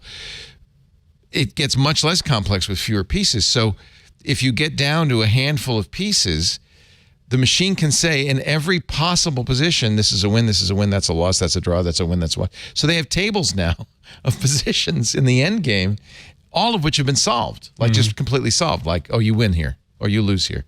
And masters have started memorizing those so they know this is a win, this is a loss, and this is how you play. So it has changed the end game a little bit. It's changed the opening a little charts, bit. if you will. But the middle is so complex that a machine is not quite as surpassing as it is in the other parts of the game. And there's, sure, a car can drive a marathon in 10 minutes. Right. or a minute. But that doesn't mean a marathoner that's not still a thing, right? The human running that 26. A car cannot drive a marathon in a minute. It's not in 10 minutes, though. At least not safely. Let's see. Okay, wait a minute. Let me do 30 miles. It takes less than 60 half miles an an hour. hour. Less than half an hour. There you go. It's 30 miles. Less than half. How long would it take Leo in his grandma bike to do a marathon? That's what I want to know. That would take me 1 hour. 18 minutes. 18 minutes? No. A Formula One vehicle could do a marathon in probably 12 minutes. Yeah. So, all right. Anyway, that doesn't mean people don't run anymore. Right. Right. Good point. So I think line judges at Wimbledon, okay. Yes, we agree. Yeah. And Miss Stacy, going back to your argument about they're saying they had to make adjustments to understand the nuance of the umpire, so now you're making them retrain. My argument would be, are you against making baseball right? Are you against having the correct call in the games? And so if you want this AI here, you're going to get a better call every time you come to the plate. So shut up and work with the AI. What is truth really? Ask Elon. Good one. Yes. All right. Yes. I'm. Yeah. That was some devil's advocacy on my part. Continuing in our AI segment, Anthropic. This is the name that keeps coming up alongside of the big names that we all know about: Google's Bard and OpenAI's ChatGPT, Microsoft's Bing Chat. Anthropic is another one of the big AI startups. In fact, they raised 160 people. They raised, I think, over $100 million. No, I'm sorry, over $1 billion to create AI. They it's just a few weeks before they're going to release Claude. Claude, the new AI, just not a good name. The new Pierre, maybe, but Claude, the new AI chatbot. They're in San Francisco, so I don't know why they're calling it Claude. There was maybe to get the EU on board. Oh, that's it. That's it. There's a great piece, though, in the New York Times. The headline is "Inside the White-Hot Center of AI Doomerism." Anthropic, apparently all the people working at Anthropic are convinced that the AI apocalypse is just around the corner. They're long-termers. They're long-termers. And I'm glad Kevin Roos at last starts to write about that. There's more people he could have talked to, but at last he's starting to acknowledge that these guys are cult members. And He writes, they're the ones doing this stuff. Anthropic's employees aren't just worried that their app will break or users won't like it. They're scared at a deep existential level about the very idea of what they're doing, building powerful AI models and releasing them into the hands of people who might use them to do terrible and destructive things. Many of them at Anthropic believe that AI models are rapidly approaching a level where they might be considered artificial general intelligence, AGI, and they fear if they're not carefully controlled, these systems could take over and destroy us. Anthropic's chief scientist Jared Kaplan says it's 5 to 10 years away. The AI uprising. All right, AI, if you're coming for me, you better pack a lunch. Really? Is that what he unironically said that? Or was Unironically. No, that's the way they are. That's why these guys are super serious about this stuff. Last week I mentioned Emil Torres and Timnit Gebru are really on top of this. Also this week, our friend Nirit Weiss-Blatt, Line 71, did kind of a taxonomy of these folks. Oh, that's interesting. So she's moved now from tech journalism to AI. That's interesting. Good for her. Well, she's watching she's the been folks watching who do trends. this. Yeah. Moral panicking. Bruce And writes, so- not every conversation I had at Anthropic revolved around existential risk, but dread was a dominant theme. At times, I felt like a food writer who was assigned to cover a trendy new restaurant, only to discover that the kitchen staff wanted to talk about nothing but food poisoning. One Anthropic worker told me he routinely had trouble falling asleep because he was so worried about AI. Another predicted between bites of his lunch that there was a 20% chance that a rogue AI would destroy humanity within the next decade. Then why are they doing what they're doing? This is the financialization issue. I'm like, guys, look. It's marketing. It's all marketing. If the cognitive dissonance is keeping you up at night, quit. Stop. It's big swing. It's big swinging Richards. You know, it's. I think there's to defend them. They're thinking, okay, so what we're going to do is develop an AI with safeguards, with guardrails. No, they're thinking I got to get mine while I can. Really? No, they're thinking I'm going to make a fortune because I'm going to be worried about the future of mankind, and your money is best in my hands. As a result. Kaplan explained that the gloomy vibe wasn't intentional. It's just what happens. It's just what happens when Anthropic employees see how fast their technology is improving. It's just what happens. It does sound a little promotional, clearly, doesn't it? My BS meter has gone way off. Yeah. Way and off. The thing is too. So there's if you do go to that thread and go down, Algorithm Watch reinterpreted Nirit's post to the companies involved. So you have panic marketing, OpenAI and DeepMind and Anthropic and Microsoft. They're really trying to say, look how powerful we are. Stop us before we kill mankind. Then you have panic as a business in Nirit's view, where you have these charities that are or not-for-profits that are hugely funded. Open Philanthropy, Future of Life, Future of Humanity Institute. This is what Emil Torres writes about that's so good. And they're making a fortune on this kind of moral entrepreneurship of having all this money to give away. And then you have the people who are actually worried about the current problems of AI, like DARE Institute, which is near Timnit Gebru and Emily Bender and Margaret Mitchell and those folks. And it's ridiculous spread now. And you know, I've defended geeks. I've liked geeks. I've written books about geeks. But these AI boys, these long-termers scare me a hell of a lot more than AI does. Here's the picture, the Venn diagram, I guess, from Algorithm Watch of promoters of AI panic and anti-panic. OpenAI is under the term AI panic marketing. DeepMind, Anthropic, Microsoft, and Google. Panic is a business. The Future of Humanity Institute, Open Philanthropy Center for AI Safety, Future of Life, Twitter. Anti-panic. Elon. Yeah. Anti-panic, Data and Society, AI Now, Berkman Klein Center, Mozilla, the Ada Lovelace Institute, and the Human Rights folks. That's the Timnit Gebru branch. Algorithm Watch, European Center for Nonprofit Law. And again, this is inspired by Nirit Weiss-Blatt's structure. I think it's a very good structure of how to look at this. Yeah. Well, this is good. You know, this is kind of what I've been asking about is how is it that these people who should know better than anybody, I mean, I'm not an AI expert. They say it's dangerous. Don't they have standing to know that it's dangerous? No. But it sure seems to me like it's like, what are you talking about?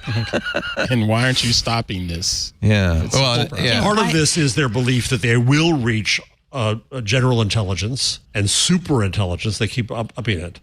And that's alone is BS. I think it's too much sci-fi partly. Well, it's right? like, it's also like hanging out with that one person who's like, oh my God, they're like eating dessert with you. And they're like, oh my God, this is going to make me so fat. It's so bad for me. And you're like, then stop. Put it down. And yeah, it's just, it's annoying. And it's especially annoying when it's like, oh, it's not that I'm just going to, gain a few pounds or this is going to make me feel gross later. It's, oh, I'm just going to kill the entire human race. I'm like, those are very different scales. It's annoying when it's small scale, and when it's large scale like this, you get no sympathy for that. None. Sorry, I have strong feelings. I just wonder what's going on.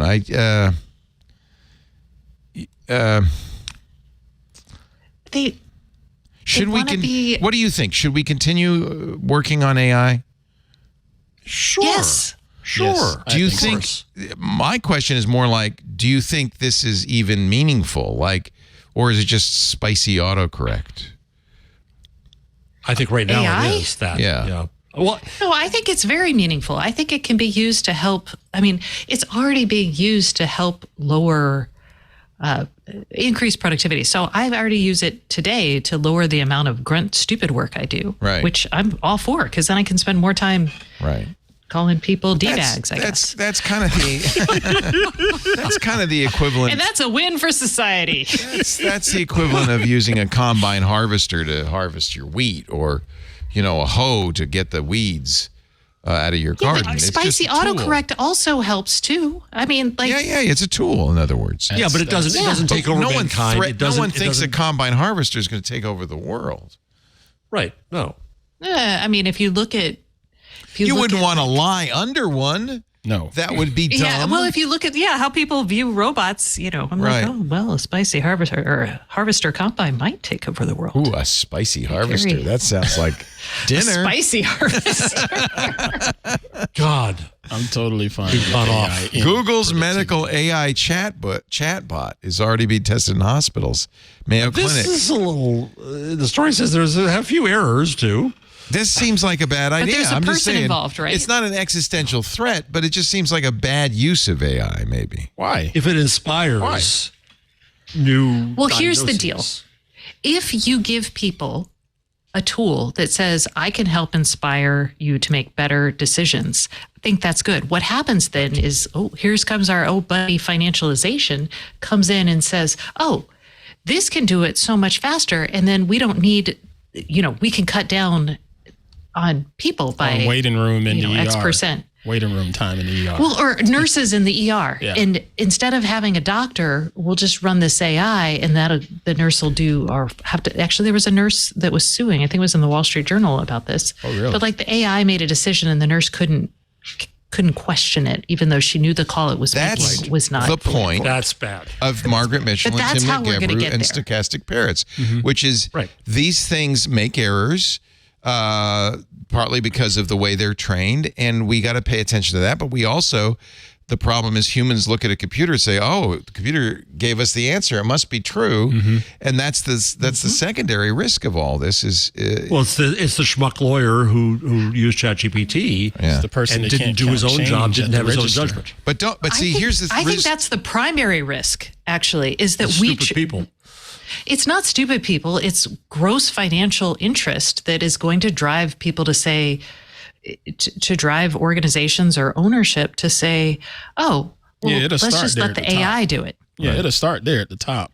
But And I hesitate calling them stupid people. I think it's just normal people who are told computers don't make mistakes. They're right. And they're, and it's our job. It's incumbent upon us as tech journalists to say, no, that's not true. These are unreliable and you shouldn't trust them. Garbage in, garbage It's not out. stupidity. It's just, Ignorance. we haven't done the job we have to do of telling them, again and again, computers make mistakes. Most people know that by now. I hope so. This day and age. But AI somehow seems like a superior kind of computer. Well, right? it's not just that. We think that like you hear people talk about, we're trying to get to a world where human judgment doesn't matter, where you can offset human judgment and the cost of it and the equivocacy of it, the ability to make those the nuance, because not everyone's going to make the same decision the same way, right? So computers, it will make the same decision the same way every time. And we trust that because we're like, yes, that's right. When we start letting people make those decisions, they can be gamed. And we fundamentally hate when people get gamed, right? It's kind of like talking about that's AI the mistake, assuming that the computer doesn't have biases, that doesn't have flaws. Right. It has the it's same just gamed flaws further up in the system. The humans that put it together put those flaws in. They built them in because it's made by humans. So maybe a computer could be a perfect line judge, But I definitely don't think a computer could be a perfect physician. No. No. And shouldn't be used as such. Should be supplemental. It shouldn't be promised as such. That's the other. And part of this problem with the doomerism is they're over-promising the power. Yeah. Sorry, Ed, I just heard you talking. No, I'm just saying it should just be supplemental. The AI should be supplemental. Augmenting intelligence. Well, I'll give you an example. A physician is really two skills. One skill is a memory that can remember all the diagnostic information, remember all the possible illnesses, and put the two and two together and say, you've got Epstein-Barr syndrome. Mm-hmm. It's the second part is the person who is a human who can interface with a human, and talk to them and help them. Okay, Dr. House could not talk to people. He had he was number one, not number two. So and truthfully, a computer probably could do a better job of diagnosing, of remembering all the symptoms and all the diseases. And Leo, here's where it really makes a difference. I think is when I had vascularitis or something, and I had fevers and I had a problem in my temple, right? And I took all the symptoms to end up 4 doctors, and it was blind men and the elephant, right? The cardiologist says it's cardiology. The rheumatologist says it's rheumatology, right? And finally, it was one guy who happened to be the right guy. Whereas if you could feed all the symptoms in and maybe drive the cardiologist to say, no, this isn't cardiology. Actually, it's something else. Well, there's a big if, but yes, that's the idea is that you could, in theory, create a perfect diagnostic machine. They might argue with the machine and say, no, this stupid machine. I still think you'd want humans in the treatment end. But you want inspiring possible diagnoses. Exactly. Maybe the computer could say, well, there's 4 possibilities. Given these symptoms, there's 4 possibilities. Here are the 4. And that might make the cardiologist think a little harder about the others that weren't cardiology related, I guess. And the other thing that can happen, which LLMs right now don't do, but you want to design it in such a way that it says, here's why this diagnosis comes up, because there's N% with this symptom, right? And you want to start to tie it to that so that the doctor can be part of the logic of it. So we're getting in our... that's the key part, because there are issues like if the computer diagnostic says, oh, I'm basing this diagnosis on the fact that they've got like high white blood cell counts. If they're on a drug that promotes high white blood cell counts and the doctor knows that, they can discount that. Right. Well, the computer should know it too. I mean, all of this depends on the computer having perfect information. If it has the data. It's got to have the computer can ask. I think that's the doctor a big ask if. for a new test, and say, well, but what about this? What about that? So we're getting in our Discord. It's a tool. It's a good tool. It's good for looking at cancer x-rays and seeing patterns that the human eye doesn't see. We should use the tools. So we're getting in our use them well. Discord has a good example. He says, my optometrist has automatic machines that measure what your vision numbers are. We've done this. You go to the optometrist, you sit down in front of a machine, it goes, focuses, and comes up with a prescription. But then he still does it manually himself to double check and refine it and generate the prescription, right? That's awesome. Better? That's awesome. Does yours not do that? Better? I haven't been in a couple of years, so I can't answer that, but I love that idea. Yeah. I love that idea. That's a nice combination. Yeah. I went to the optometrist a couple of weeks ago, and she put a MetaQuest on my head, a VR thing. Really? So they used to do, I don't know if this is better. I don't think it's better. They used to, you put your chin on the thing and you look through the thing and it tests your peripheral vision and you have a clicker. And when you can see the light, you click it, right? And it goes all around testing your peripheral vision. Now they put a VR headset on me and I kind of do the same thing, but I don't think it's as good. I think your optometrist is charging you way too much. I think that's not. I wanted to say, can we go back to the old school way of doing this? So sometimes you move a little too far, too fast. Can I see the big E, please? Yeah. Hold on. So, there's no tracking inside of the Oculus, right? I'm sure there's. Well, I mean, I don't know, but let's eye tracking. Yeah, I'm not worried about definitely the privacy thing. Oh, I see what you're saying. Yeah. Well, if you move your head, I don't know. Because that's the thing. They I'm have worried to, about. because how else are they going to adjust the thing when they must, right? They must. I'm trying to think if I move my head around. I guess that's the point of it is you don't have to put your chin on you don't have to keep your head still as you move around. Yeah, you don't have to touch this gross thing, even though instead your whole face is on it. Peripheral is not because you moved your head to see over here. Yeah, that's why, though, it moves with you, right? So you don't, you can't do that. I you can't how, say, "Oh, what's over there?" Because as soon as you look over there, you're still looking at the same place. I wonder how they. Yeah, I don't know. I was now surprised. You need to go interview him. I thought it was a terrible idea. Now you need to go interview. She's a good optometrist, though. So Speaking of, I need to get. She's an optometrist or an ophthalmologist? Optometrist. Ophthalmologist is a physician. I need glasses. Yes, I know. You go to an you go to a physician. Oh, yes. To get your eyes checked for your glasses. Oh yeah. He lives in New York or outside of New York. There's a lot of them there. Okay. I don't need an ophthalmologist unless I have something going on that I need a physician. Well, but how are you going to know what you have going on unless you have? Well, the optometrist does all the diagnostics, and then if my eyeball pressure is too high, she sends me to the ophthalmologist for glaucoma test. Then she escalates. I guess you can afford an ophthalmologist. Do you have eye insurance? Mm-hmm. Yeah, but it's terrible. Well, that's why. Eye insurance is terrible. Jeff has good eye insurance. Yeah. That's what I'm guessing. If he's going to an I don't even know. Speaking of unions, did you see what the producers said about the Writers Guild strike? I don't know which producer it was. Were they? How did they go on the record with that? Yeah, in an interview. Okay, here we go. Hollywood Studios WGA strike Endgame is to let writers go broke. One industry veteran, this is from Deadline, intimate with the point of view of studio CEOs, said, "I think we're in for a long strike, and they're going to let it bleed out."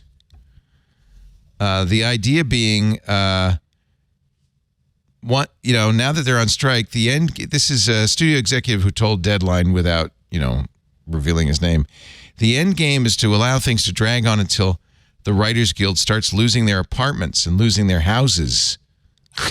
That's what big businesses do to smaller businesses, right? When it comes to... Yeah. I just can't believe they were like, who thought this would, that's going to drive people... Well, in a way, to stay out as long as they're saying, can, we're going to think it was. We're in this for a long haul. Go ahead, keep striking. You're going to lose your place. That's why they're saying it, right? Acknowledging the cold as ice. This is Deadline again. Acknowledging the cold as ice approach. Several other sources reiterated the statement. One insider called it a cruel but necessary evil. I can't wait for the guy who comes on and is like, well, at least we're not sending the Pinkertons after them. I think somebody did say it could be worse. Yeah. The official spokesperson for the Motion Picture and Television Producers Association said, these anonymous people are not speaking on behalf of the AMPTP or member companies who are committed to reaching a deal and getting our industry back to work. There is a negative for the producers, of course, which is they can't produce anything but crap until the writers come back. So, well, even when the writers come back, a lot of it's crap. But yeah. Well, that's true. Yeah. Okay. What else? There's so much AI stuff. There's tons of AI. More AI stuff. Have you? You pick. Sarah Silverman. There's two suits here. Is suing OpenAI and Meta for copyright infringement. You know her as, of course, a comic. She says... Love her. She says authors Christopher Golden and Richard Kadri are also in the suit, that some of her material is showing up. And the reason is... So she wrote a book called Confessions of a Bedwetter. The book has unfortunately been pirated and is on what they call shadow library websites like Bibliothèque, Library Genesis, Z Library, or available in bulk via torrent systems. So she says she believes the AI is scraping these pirate sites because she feels that ChatGPT, she says here, in an OpenAI suit, the trio offers exhibits showing that when prompted, ChatGPT will summarize their books, which it couldn't do unless it had seen the copy. I didn't know about it. Silverman's Bedwetter is the first book shown being summarized by ChatGPT in the exhibits. Golden's book Ararat is used as an example, as is Kadri's book Sandman Slim. I like those books. They're fun. Yeah, I can read the book. In fact, somebody did this to my last books, and they're doing it right now to the new one, where they read it and they sell their own summary. They're free to do that. That's this entire show. Just reading other people's enterprise journalism and summarizing it. Right. That's not illegal or copyright. Being transformative. I think it's transformative as can be. Now, the question is, did they buy the original copy? Did they have the right to go to the copy? That may be a question. But once they do, so one is fine. One $20 book. And now I've read it, and now I can do with it what I want, and I can summarize it for you. Yeah. And so this will be interesting to see what the court says, because you're right. It's not like they're reproducing actual verbatim passages from the book. They're summarizing it. It's the essence of copyright says that you can copyright the treatment of information, but not the information itself, because in an enlightened society, you can't own information. Meanwhile, there's a Google suit at the same time, down line 67, just got filed as a class action suit, which tries to bring against Bard, unnamed complainants trying to come up with a class action with multiple different tacks on this.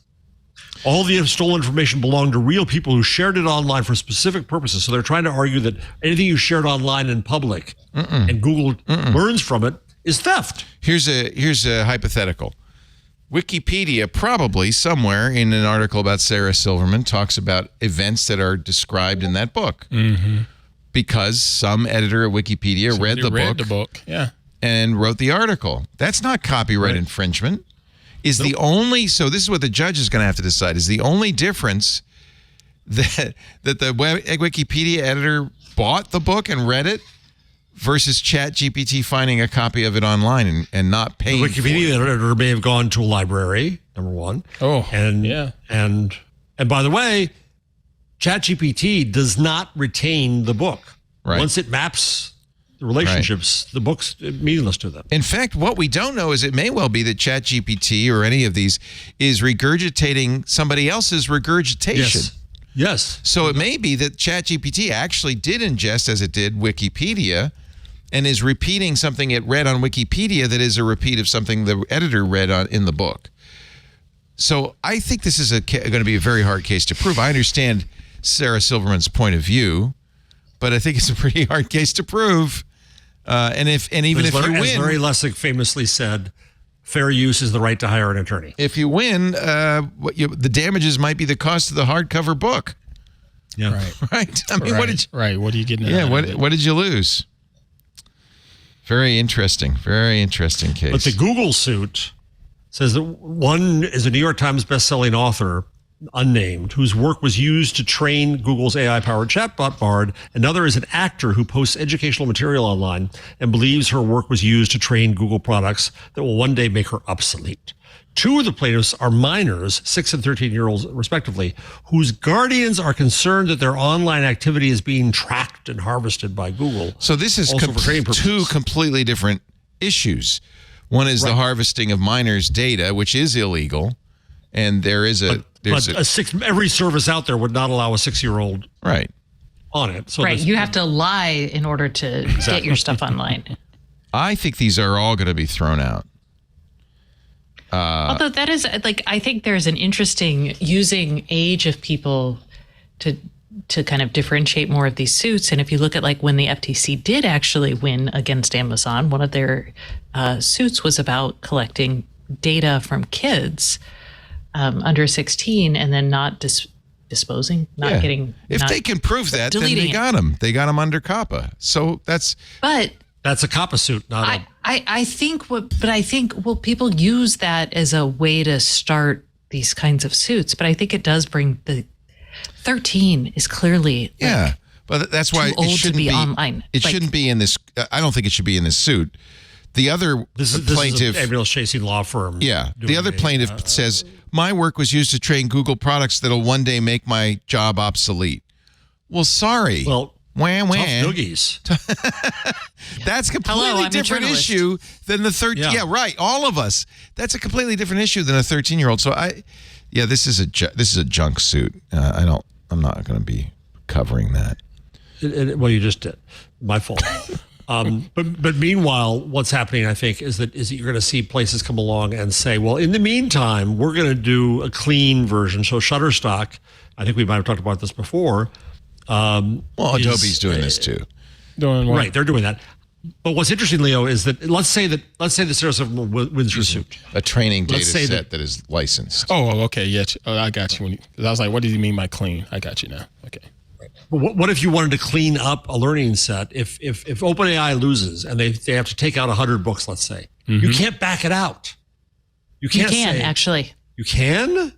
How? So all you're going to do is retrain the models, and they're retraining models all the time. Oh, okay. So this is actually something I learned about because, again, that FTC lawsuit, because Amazon, part of the settlement was that they would have to eliminate any work product that used some of their ill-gotten data. Data.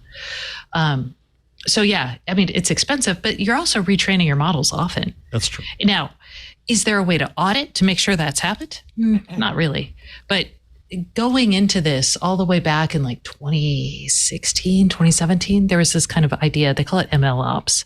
And the idea is responsible companies, and they've been talking about this for a while, is you have to think about where your training data comes from, improving that out, that you have rights to it. And companies have been doing that for quite some time.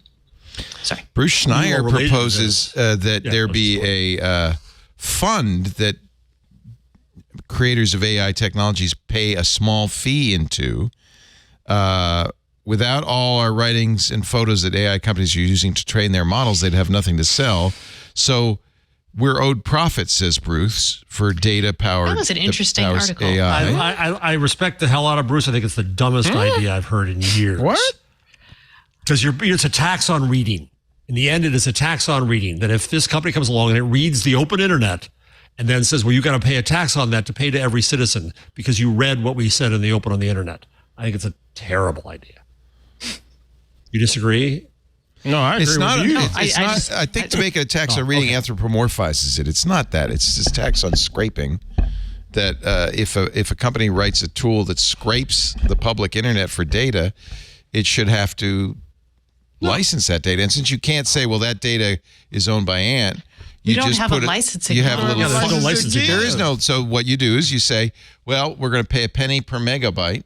We're going to pay it into a fund, and then everybody will get a check. The old copyright mentality of Earth. That I don't know. You could think of it more property. like instead of thinking of it like copyright, think of it as like a gasoline tax for wear and tear on the road. Yeah, exactly. So the internet is a public road. There you go. We're all throwing our data on it. Perfect analogy. Pay into a fund that comes out to us. Perfect analogy. Yeah. All right. It's a gas tax. All right. So I earlier today I talked to Richard Gingras, who's at Google, who's the senior VP News, and he told me an amazing story from Korea. He had just been there, and in Korea, Google's this is going to be relevant, I promise you. In Korea, Google's market share is much smaller than anywhere else. It's they're lose to, I think it's called what's it called? That big site there. I forget the name of it, but the big site that has all the news. It's more like a Yahoo. And everybody goes to it, and all their news is in it, and they license the news. And Gingras said a few years ago, he went and he said, you're going to regret this because you're going to want to build your own relationships with customers, and you're not building it because everybody gets the news from this big portal. Right. And you're going to hate this. Right. So he goes back, and in fact, yes, they hate it. They said, you were so right. We don't have anything. And they tried to push the portal to link to them, to link to the news producers. And the portal came back and said, well, only if you will link to a certain number of pages where there's only 4 ads, and you're not allowed to promote your brand. You're not allowed to navigate to anything. You're not allowed to sell their own tax, basically. The publishers are saying, right. Whoa, they're trapped. And so it's the exact opposite of what's happening in Canada and in Australia, where the publishers are saying, we want links. Give us links, please. We need links. They have value to us, and we can't get them. It's the mirror image of the other places, which is kind of so hilarious, I think. Wow. Well, it just goes to show that like there's value in aggregators, and you're going to have to figure out how to monetize or figure out business models that work for that. Because people, I mean, I guess you could have why do we not have RSS feeds anymore? What happened? I know. Well, let's get Dave Weiner on. We still have RSS feeds out there. They're just, we don't have Google Reader out there. Yeah, because there's I'm still sorry. there's Why still don't we some have other Google services Reader? out there. There's still Feedly and stuff like that still doing their thing that I still use. Yeah, you got other readers. The problem is you got. I think, but you're both right. Stacey's right in that big companies. Dave Weiner says that RSS was made successful when Martin Nissenholtz, the senior VP news at the New York Times, chose to put RSS feeds out of the Times. That's what made it popular. That's what made people realize the value, right? So if you don't have a lot of feeds, whatever reader you have is no good. On the other hand, if people don't have a convenient reader to use like Google Reader, then the media companies say, oh, let's stop making the feeds. We'll just stop with this RSS stuff. It's just wasting my time. I get it. I hear the chief twit somewhere out there in the hall screaming, but I don't know if it's screaming for joy or screaming of happiness, but something happened. I can't take it anymore. I just had to leave. Those of you who don't see, you can show the chair. I think, there he is. Oh, there it's he is. Mutiny. He's had it. You're not supposed to. I heard you We're screaming. not supposed to break the you fourth broke wall. the rule. I heard you screaming, and I was like, whoa, I don't know what that screaming is. The fourth wall has been Worry broken. about Korea. Yeah, as soon as I said Korea in a story, He's like, you oh, I said got I'm Did I safe. miss it? Yeah, I get a bathroom break and coffee. Put my headphones in. Yeah, we did do a Google story. Good on us. Yeah, we did. We had to do it without you. Now we can blame the reason we don't do Google in the show. It's all Leo's fault. I just walked away. That's all. Have we concluded that story? We did. Yes. We did. It's over. In fact, it was over quite a while ago, and we had to vamp because you were off lollygagging around out there and screaming things. And we're terrible at vamping. Good Lord. I was going to break the fourth wall, but I thought, no, I had to have a cup of coffee. I couldn't take it. I wasn't going to break it, but I did that. I did that during our last Oh, ad. no, a Jarvis story. See, you guys get ad breaks. I don't get nothing. I got to sit here the whole time. And by the way, I'm going to wrap this up because I got to ride my trike home and it's getting dark. Oh, yeah. So, Do you have a light on the trike, Leo? yeah, but I'm not riding in the dark. It's bad enough riding in the daylight. It's dangerous out there. By the way, does your helmet do left turn, right turn? It does. Yeah. Yeah, that's I have a why little it's thing so on the cool. handlebar. You press it, it goes toot, toot, Oh, it's on the toot, toot, toot, toot. handlebar. You don't hit the helmet. Oh. Ooh. Next time you're I'm out down here. for this because waffles. I'm hungry. Yeah. Next time you're out here, Jeff, we'll ride across the Golden Gate Bridge on our bike. So much fun. It's wrong. Well, okay. All right. So I'm going to give you one of my numbers here. Wait a minute. But this is an TikTok. early number. Okay. It's an early number. TikTok corner here. The scariest bridge in America. Frank Garufi Jr., a fan of Twig, sent this to me, and he's so right. All right. And Here we go. I nearly had a heart attack on this bridge. And it's a business opportunity that you will see that's necessary for people like me. Terrifying to cross? First off, it's really high, nearly 200 feet in spots, and it's 4.3 miles long from Scariest end to end. For some motorists, getting behind the wheel and driving across the Is this Inside Edition It's we're gonna go watching? somewhere. Keep going. Wait. It's going What somewhere. happened was I suffered a major panic attack. My peripheral vision went black. I thought She's I my was spirit gonna pass out animal. into oncoming traffic. Carolyn Casey is so afraid, she Here actually you go. hires a guy to do the driving. Oh, this is for so her. stupid. I can't even 25 believe bucks, this. Bay Bridge Driveovers takes Carolyn. in This her is own the Golden. I would hire San him in a Francisco Bay flash. Bridge. She's scared of the Bay Bridge. That looks like the Bay Bridge. No, it's not the Bay Bridge. It's the Delaware. Oh, it's Kent Island Express. I would hire him. To drive over the bridge. Would you feel safe if you were driving over the bridge? Because I wouldn't pass out from fear. What's so scary about this bridge again? I was on this bridge. This is the one that finally did me in. I was coming back. It was icy. I didn't know my tires were pretty bald. The wind was really high, and I was fishtailing around on the Oh, bridge. wow. Oh, because it's that's windy. scary. Okay. Yeah. This is scary. The Chesapeake Bay barrier Bridge. is low. A truck has fallen off this bridge, as the nice lady says. Oh, I've been across Chesapeake Bay Bridge. Oh. That's a long one. It's 2.4 miles. That's pretty long. That's a long one. Yeah. It's a long one, and it's very high and very, very steep. Yeah. So he makes a good business. He does this every day, driving people back and forth. Scooter X. I have video of you on this bridge. Oh, no. Good call, Scooter X. I don't know which is worse, riding a hoverboard or jumping off the bridge, frankly. All right. My palms are sweating horribly right now. Wow. Well, you're intentionally scaring yourself. I don't understand it. Oh, you're so cool. I think he's trying to rehabilitate himself. Okay. Let's do a quick change log. Here we go. Yeah. Play the drums. Play the kettle drums here. Change log. The Google change log. NotebookLM. This is actually a kind of dual AI changelog story. Google's AI-powered Notes app is coming. It's technically launching today for a few people.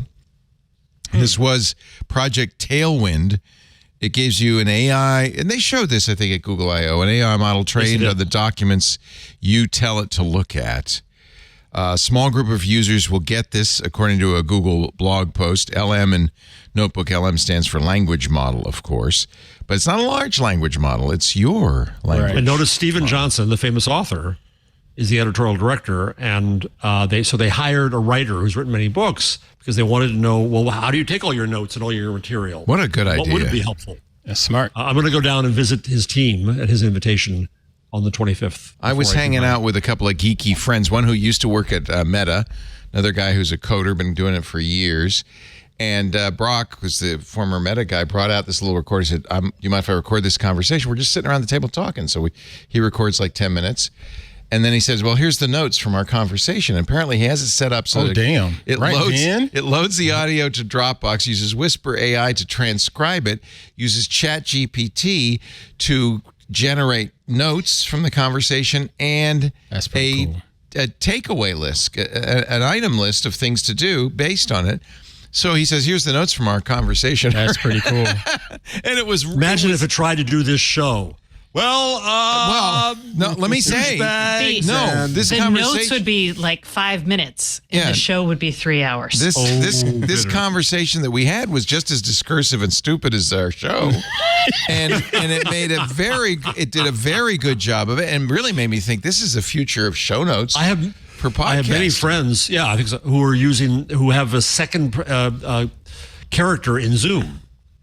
Yes, to keep track of everything. Yes. Yeah. Right. Yeah, to do the notes. So that's the idea of NotebookLM is you give it all of your texts or whatever. For instance, in your class, this is for a computer science class, and then it makes the notes, and then it does a document. I think this is great. If it does a good job, it's fantastic. And if it's using the data, where it came from. It's not making crap up. Right. So my child has used this. My child has an audio processing disorder, so it can be very hard for them to take in information auditorily. So they actually have used things like Otter has a service that does this. The challenge is they have to get the recording permission. They have to get permission, but B, then they have to get the recording close up enough to the teacher to get, or like access to a soundboard if you're in a classroom, right? To get a good enough recording to make the notes worthwhile, because otherwise it's the transcription. Does talk in the classroom from other students confuse it, or? It can.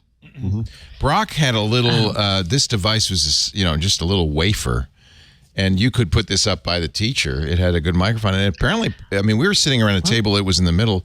It got the entire conversation. In fact, it was kind of, the insights it came up with were pretty, it even recognized his, Charlie's son came in, and he's just graduated from Pritzker. He's working as an intern, and he's talking about a photo shoot that he did, and the AI said, a young man named Zach came in and started talking about photography. Here's the things that we decided he should do. It was really great. Brock said, well, what are some tips for what you tell people when you're taking pictures? He summarized it. The AI did a great job of summarizing it. And then I said, well, who owns the ad agency you're working for? The AI said, do some research into ad agency ownership. It was actually really good. And I could see as a student, this would be revolutionary. So, although some of the value of taking notes is actually the process. I agree. The mental process. Yes, I agree. So you should probably do both, right? Do your notes, supplement, but then supplement them. So do they use Otter AI or is there a special version of it that they use? They've used different versions. Oh, there's one for education. Look at this. Oh, this is cool. This is a good use of AI. I completely agree. This is it can be, but destroying some mankind, not so much. I mean, it kind of depends on some professors might be like, well, the value isn't actually taking the notes yourself, which my child would reply with, but I can't do that. Do they have a special, what do you call it? They're not an IEP or a 504? No, because they're not in a public school. Oh, I thought, well, I think in our state, I think even private schools have to offer that. Oh, my child is such a non-disruptive and a pretty decent student who works very hard. So that's no one has worst. ever had a problem with this. That's the worst. They need to be a squeaky wheel. Otherwise, nobody will grease them down. It's so important, I think. We had to be the squeaky wheel in our school. I agree. Yeah. Android 14 Beta 4 lets Pixel devices automatically unlock when you type in the PIN. Why is that a news story? Huh? I don't know. Sounds like that's how it works, but okay.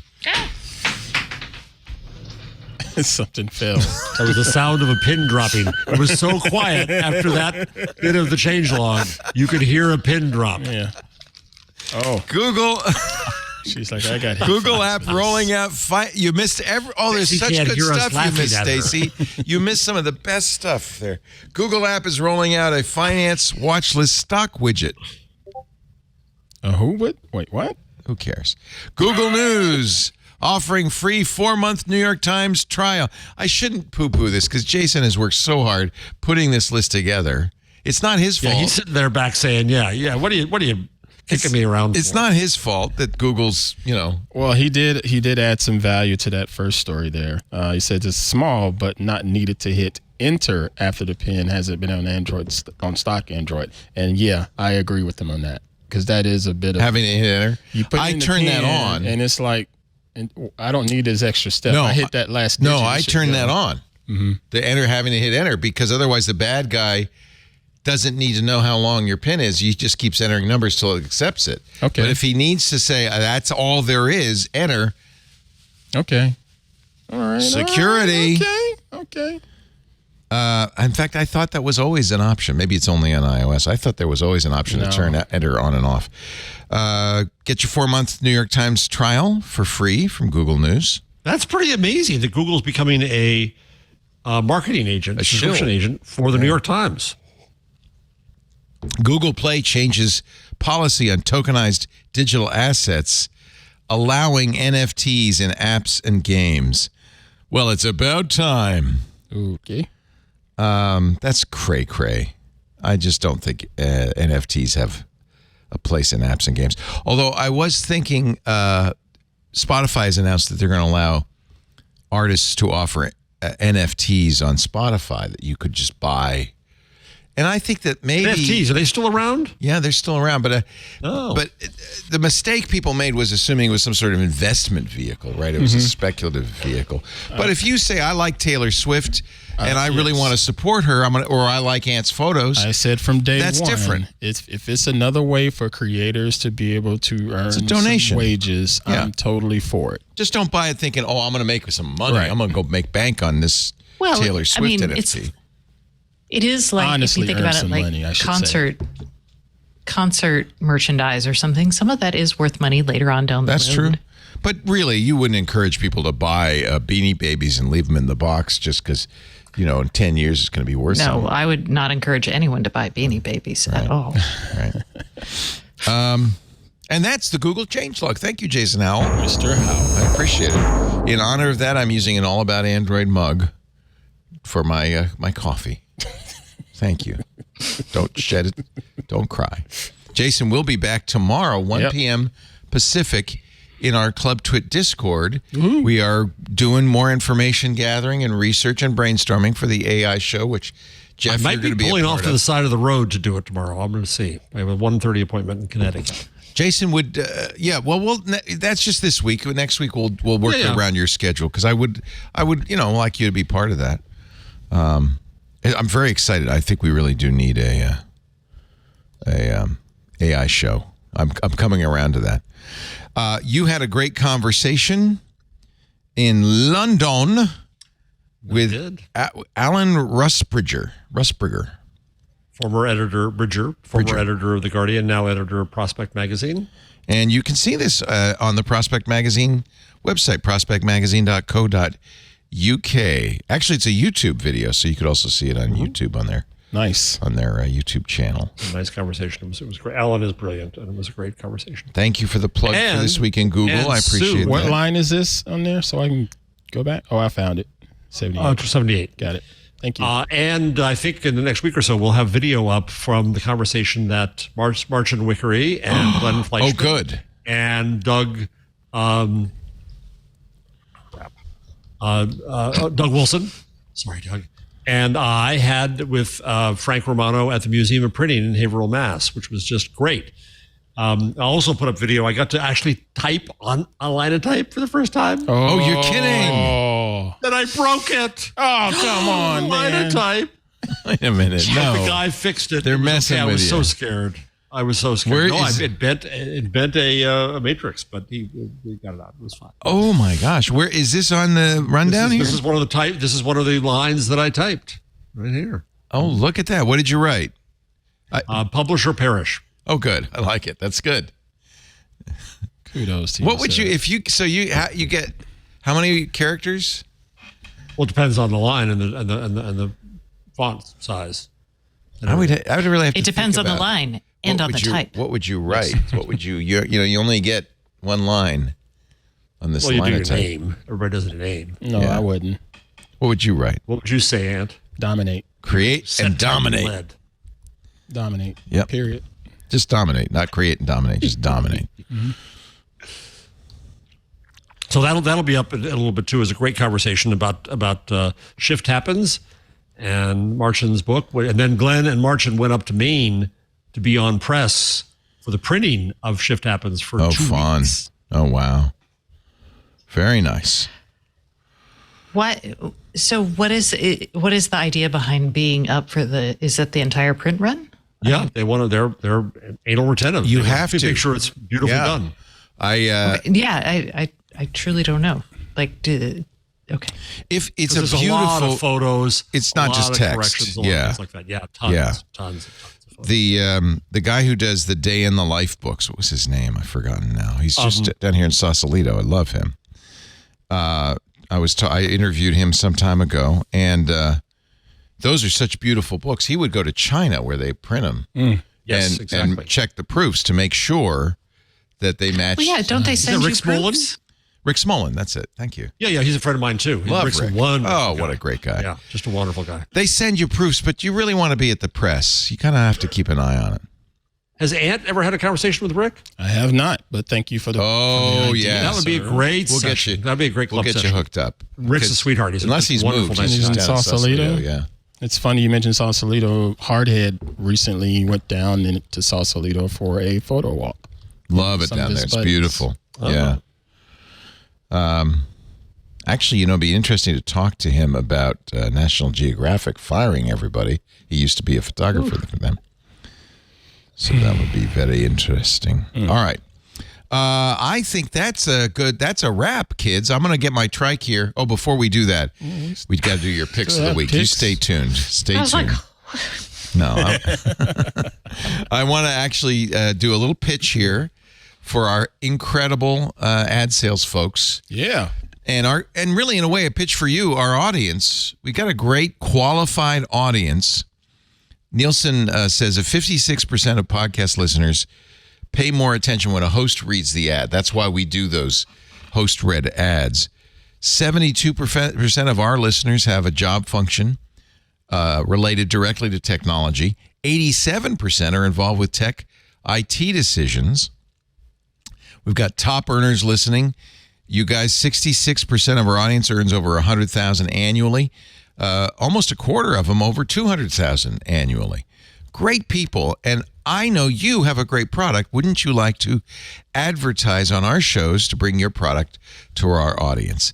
That's what we do, and I think we've got the best team in the world to do this. Not just Lisa, my wife. I'm a little prejudiced on that one, but I love Max and Ryan, our salespeople. You can give them a call, and then they will talk with you. They're really, I think, experts in marketing. They will help you market your product. It's not just, you give us money, we read ads. It's a really great relationship. We also have an incredible continuity department headed by Debbie, and we've got Viva and Sebastian, and they will give you full service. Everything from copywriting to graphic design. Anthony Nielsen does great graphics work. All our ads are embedded in the content, as you know, which means they're unique every time. We guarantee over delivery on impressions. We have onboarding services, really white glove onboarding service. We give you detailed reporting free of cost when you're a direct client. You get courtesy commercials you can share on your social media and your landing pages. We also put you lots of freebies, like we'll put you in our newsletter that goes out to thousands of fans. We've had some recession bonuses. Social media promotion, of course, comes along with it. And we even give you value ads that you don't have to buy, shows and ads you don't have to buy. I could give you testimonial after testimonial. Let me pick one from, you've probably seen the ads we do for the Thinkst Canary. Haroon Mir, who is founder of that company, said, quote, "We expected Twit to work well for us because we were longtime listeners who over the years bought many of the products and services we learned about on various shows."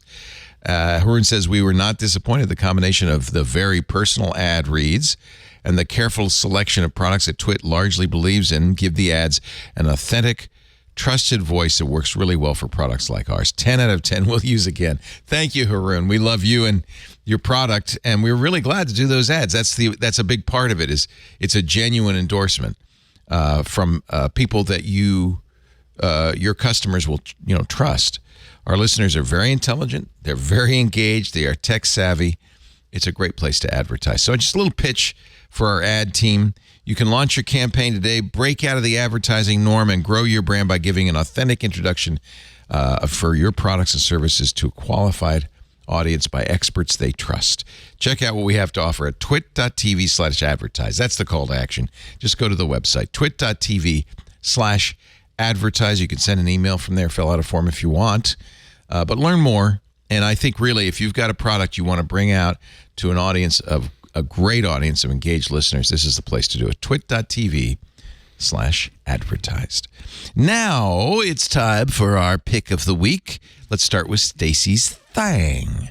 Can I call it a thang? You can. Stacy's thang.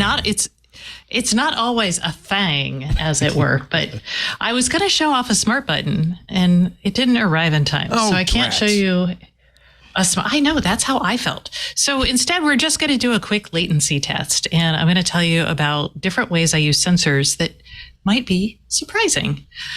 So this is, last week I showed you the Roku stuff. This is the open close sensor for that. And I was just, I don't know. I ran out of buttons because I don't have a smart button, basically. So I was like, oh, you know what I need? More I need buttons. A button More that buttons. I can press to like indicate like an on air or on a call light, because my kids home from school right now, and they. Do you have an on air like, light outside your office? No, and half the time my door is usually open. Oh. Because I'm not always recording. Right. But I am sometimes on Zoom calls, and no one can tell because I'm like typing furiously on my notes, and just whatever. So I use this Roku thing. So now you can check latency on this device. I open it. Oh my. And then, ta-da! Oh, look. The lights change. Oh, nice. Is it supposed to work that way, or did you break it? No. I program. This is just a rule. So I use, again. When Stacy takes you apart, turn on the lights. Yeah. Well, it's changed color. And when I put you back together, now here's the issue. You're also seeing the latency. Yes. Wow. Yes. It's a little bit. Yes. How do we fix that? Is there a way to fix that? Use better sensors. Okay. I thought it was kind of maybe inherent in Wi-Fi, in the communication. No, this is a proprietary signal that goes to a base station that then goes to the cloud, that then goes to the That's the problem, isn't it? Goes to the cloud is the problematic words. Yeah. But the point is, now you got to see two things. One, latency on the Roku stuff that I've been testing. The formal review will be out Friday. But then you also got to see, we have this deal where my husband's office is also our guest room. Mm-hmm. And there are lots of LEDs on computer equipment. This man has lights and buttons and bubbles and bobbles and printers and like when you turn out the lights, it's like that drives Lisa crazy. She does not like it that everything has a light on it these days. Drives her nuts. That's one of the reasons why I got an additional smart button. And you can use any kind of smart button, but just tie all that into. I like using a what are those called? The long ones, surge protectors. Oh, okay. Doing a smart surge protector so you can program certain things. Like I don't actually love when our Wi-Fi goes off, but it's plugged in down there too. So I turn the LED off on the Eero. I plug that into the surge protector, but then I did the surge protector so only certain of the outlets are turned off. And then I created a button. It sounds like a lot. Jeff is yawning. But now when you walk in, you give the guests. My privacy has been violated. I'm filing a suit under GDPR. You give the guests a button, and you're like, hey, if the lights bother you, boom. And nice. In this case, you get an open-close sensor. But it's whatever I have lying around at the time. So you don't there have you a go. button, you have an open-close sensor. That'll work. Very nice. Say, Stacey, wait a second. Turn that off again. Open it up again while the camera's on you. Let's count. I was just curious. 1001, 1002, 1003, 1004, 1005. So 5 seconds. That's not the end of the world. It's pretty long, though. I mean, I have some latency in my hue lights, but it's about a second or two. It's not 5 seconds. Right. It's again, the Roku stuff I showed you last week. That's what you're seeing right there today. Yeah. That's the Roku open close sensor. Do you think it'll be better, this button that you didn't get yet? Will it be lower? Yes, latency? Because it's a Matter certified button. Matter talks about latency. I have a Matter controller, so it's going to be boom local. Interesting. Okay. Maybe next week. We'll hope. Okay. Jeff, do you have a number of the week? I do. I have a number, and then I have a fun thing. Okay. The number very quickly from the Deloitte Digital Media Trends, just to appall old farts out there. They look at younger generations' online experiences have become a meaningful part of their lives. Yes. So Generation Z and millennials being the young kids. Yes. Generation X, boomers and matures being the old farts. Us. Okay. So the I'm question not an is, old fart. You are now. Are you? Sorry, you're not a boomer. I was born in 78. No, I'm not a boomer. I'm a Gen X. I was a latchkey child. Gen X. Yeah. Gen X is old farts? No. Yeah, I thought we were X. That's what Jeff just said. Well, you're about to see how old farty they are. Okay. So ask the question. We're using Linotype. I believe, screw you. I believe online experiences are meaningful replacements for in-person experiences. Old farts, 19%. Kids, 50%. Say they believe that online experiences are meaningful replacements for in-person experiences. So all the old farts are out there are getting appalled right now. Oh no, the internet's real life. No, this is part of life. So the green is the Generation Z and millennials, and the black is the old farts. Actually, not old farts. I spend more time. Generation X. When does X begin? 60, 70? When does Gen X begin? 68? 68? 70? Okay. No. Yeah, thereabouts. So anybody 40 or under, or over, I should say. Millennials typically begin at 82. Really? Wow. Yeah. These are such, I wonder if real sociologists use these terms or if it's just us. Gen X includes those, according to iberdola.com, between 1965 and 1981. Okay. Yeah. All right. Okay. So I spend more time interacting with others on social media than in the physical world.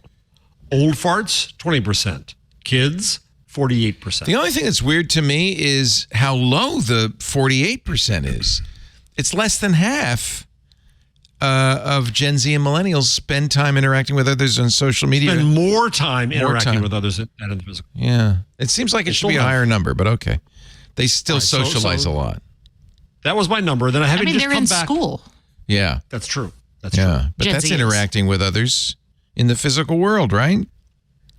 Right. Well, that's what I'm saying. That's why I see. That half the percentage time might be so high. Oh, I get it. So maybe the other half, they're online, and that's it. The rest of the time, they're online.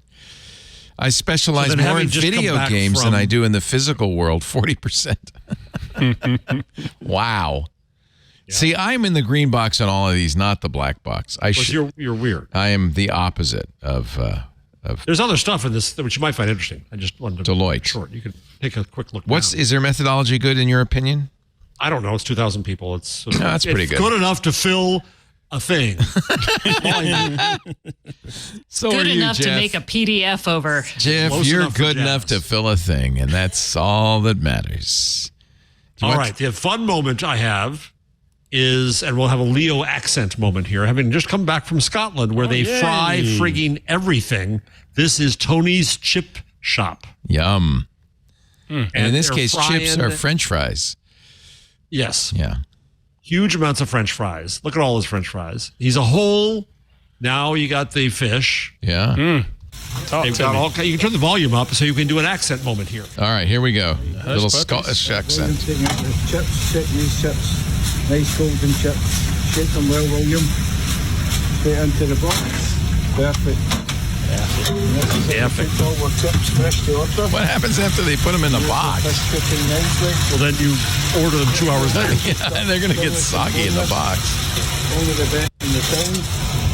And that's some of your fritters picking away there. They're frying everything. Oil chef. Everything. They fry candy is bars. They fry pizza slices. They fry everything. All in the same oil that's done the fish? No, it's different. They got bins, oil bins. It's a whole. Have you ever seen an oil fryer that huge? No. And it's an entire TikTok account. If you go and look at just the TikTok account, you're going to see nothing but things Tony fries. Oh, I got a thing. Did you know you can go to In-N-Out and get your fries well done? Why are you going to In-N-Out? The In-N-Out's overrated. Jeez, man. I never knew. I went with an In-N-Out expert. He said, you should get them well done. I said, really? He said, yeah. He said, you can get them extra well done if you really want to go crazy. I say you should hit the accelerator in your car. Keep going. Keep on going. No, they're not burnt. They're just nice and crispy. Try them. Wow. You'll like them. I don't have In-N-Out where I live. Oh, I'm so sorry. Yeah, I'm okay with that too. What do you have where you live? Nothing. That was really sad. That was so sad. I was like, I don't have good hamburgers. Okay. In Austin, I had P. Terry's. I got nothing here. Nothing. Do you regret leaving breakfast tacos, Stacey? So much, but I don't regret living in Seattle. No, but the food in Austin. There was a great piece in I think the New Yorker about Austin and how it's changed. I don't know if you read that. We cannot be talking about food right now because I am very hungry. Maybe Ant can give us a thing. All right. Well, I'm gonna do my thing as a shout out. My first thing is a shout out to the wonderful Twit staff here, Mr. Jammerby and Mr. Burke, because I need a taller desk chair. Or just maybe a new chair because apparently 230 pounds is too much for my chair. So I'm just sort of shrinking at the desk. And Mr. Jammerby came up with this beautiful option here, a hydraulic gas lift cylinder that's going to be able to support my heavy ass up to 400 pounds. And it's going to raise my chair. It's an easy thing to replace the hydraulics in office chairs. So we're going to replace that, raise my seat up a little bit more so I don't have a sore, floppy wrist while I'm typing. Will this work on my chair? It works on most chairs. It's just simple. One size fits all. Well, no, one size fits up to 400 pounds, and then you got to go to a different size. 400 should probably do it, Ant. I think so. Nice. I'm going to order this because I have it's a good office chair. Is it a steel? What they call it? The steel case. It's a nice steel case, but it sinks. Oh, that's now. what I meant. Yeah, it sinks. Like after a few years, it just that's what's going on in my chair. It slowly sinks. The air kind of goes out of it. That's what's going on. So I could just put this in my steel case, John. We're going to find out. Look at that. Look at that. Find out, Mr. Jim. I'm going to buy this right now. So it just fits. You just put it in, and because I noticed that the piston in that thing just seems like it just goes in. That's all it is. Yeah. Okay. My next pick is this morning I was on Floss Weekly with Mr. Doc. You were on? I was on. Oh, nice.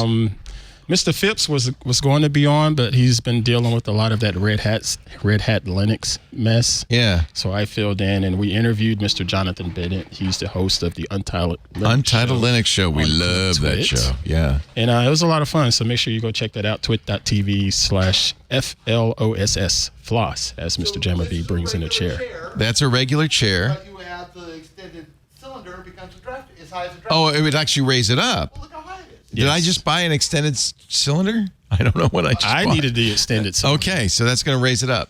Yeah, that's what I But need. you can lower it, Yeah, too. but then how's Ant going to fit behind the table? Yeah, how's he going to fit his thumb? He's sitting on a crappy old chair here. This isn't. The cylinder's for my desk. This doesn't go up or down or anything. Oh, I see.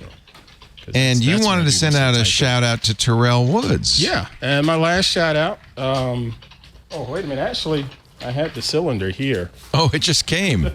It came. It's here. Thank you again, Mr. Jammer B. Let's see if Ant can our visual aid pump iron with it. For that. Oh wow! Look at that's a piece that. of cake. So that'll fit in. No. I mean, can you push it down and pull it up? Oh no, I'm not that tough.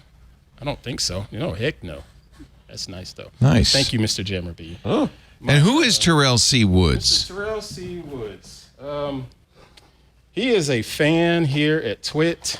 And he's an awesome photographer and is probably one of the most supportive people I've met since coming to Twit. When I came out here, he was one of the first people to reach out and has been super supportive of me, super supportive of the network. He listens to Twig.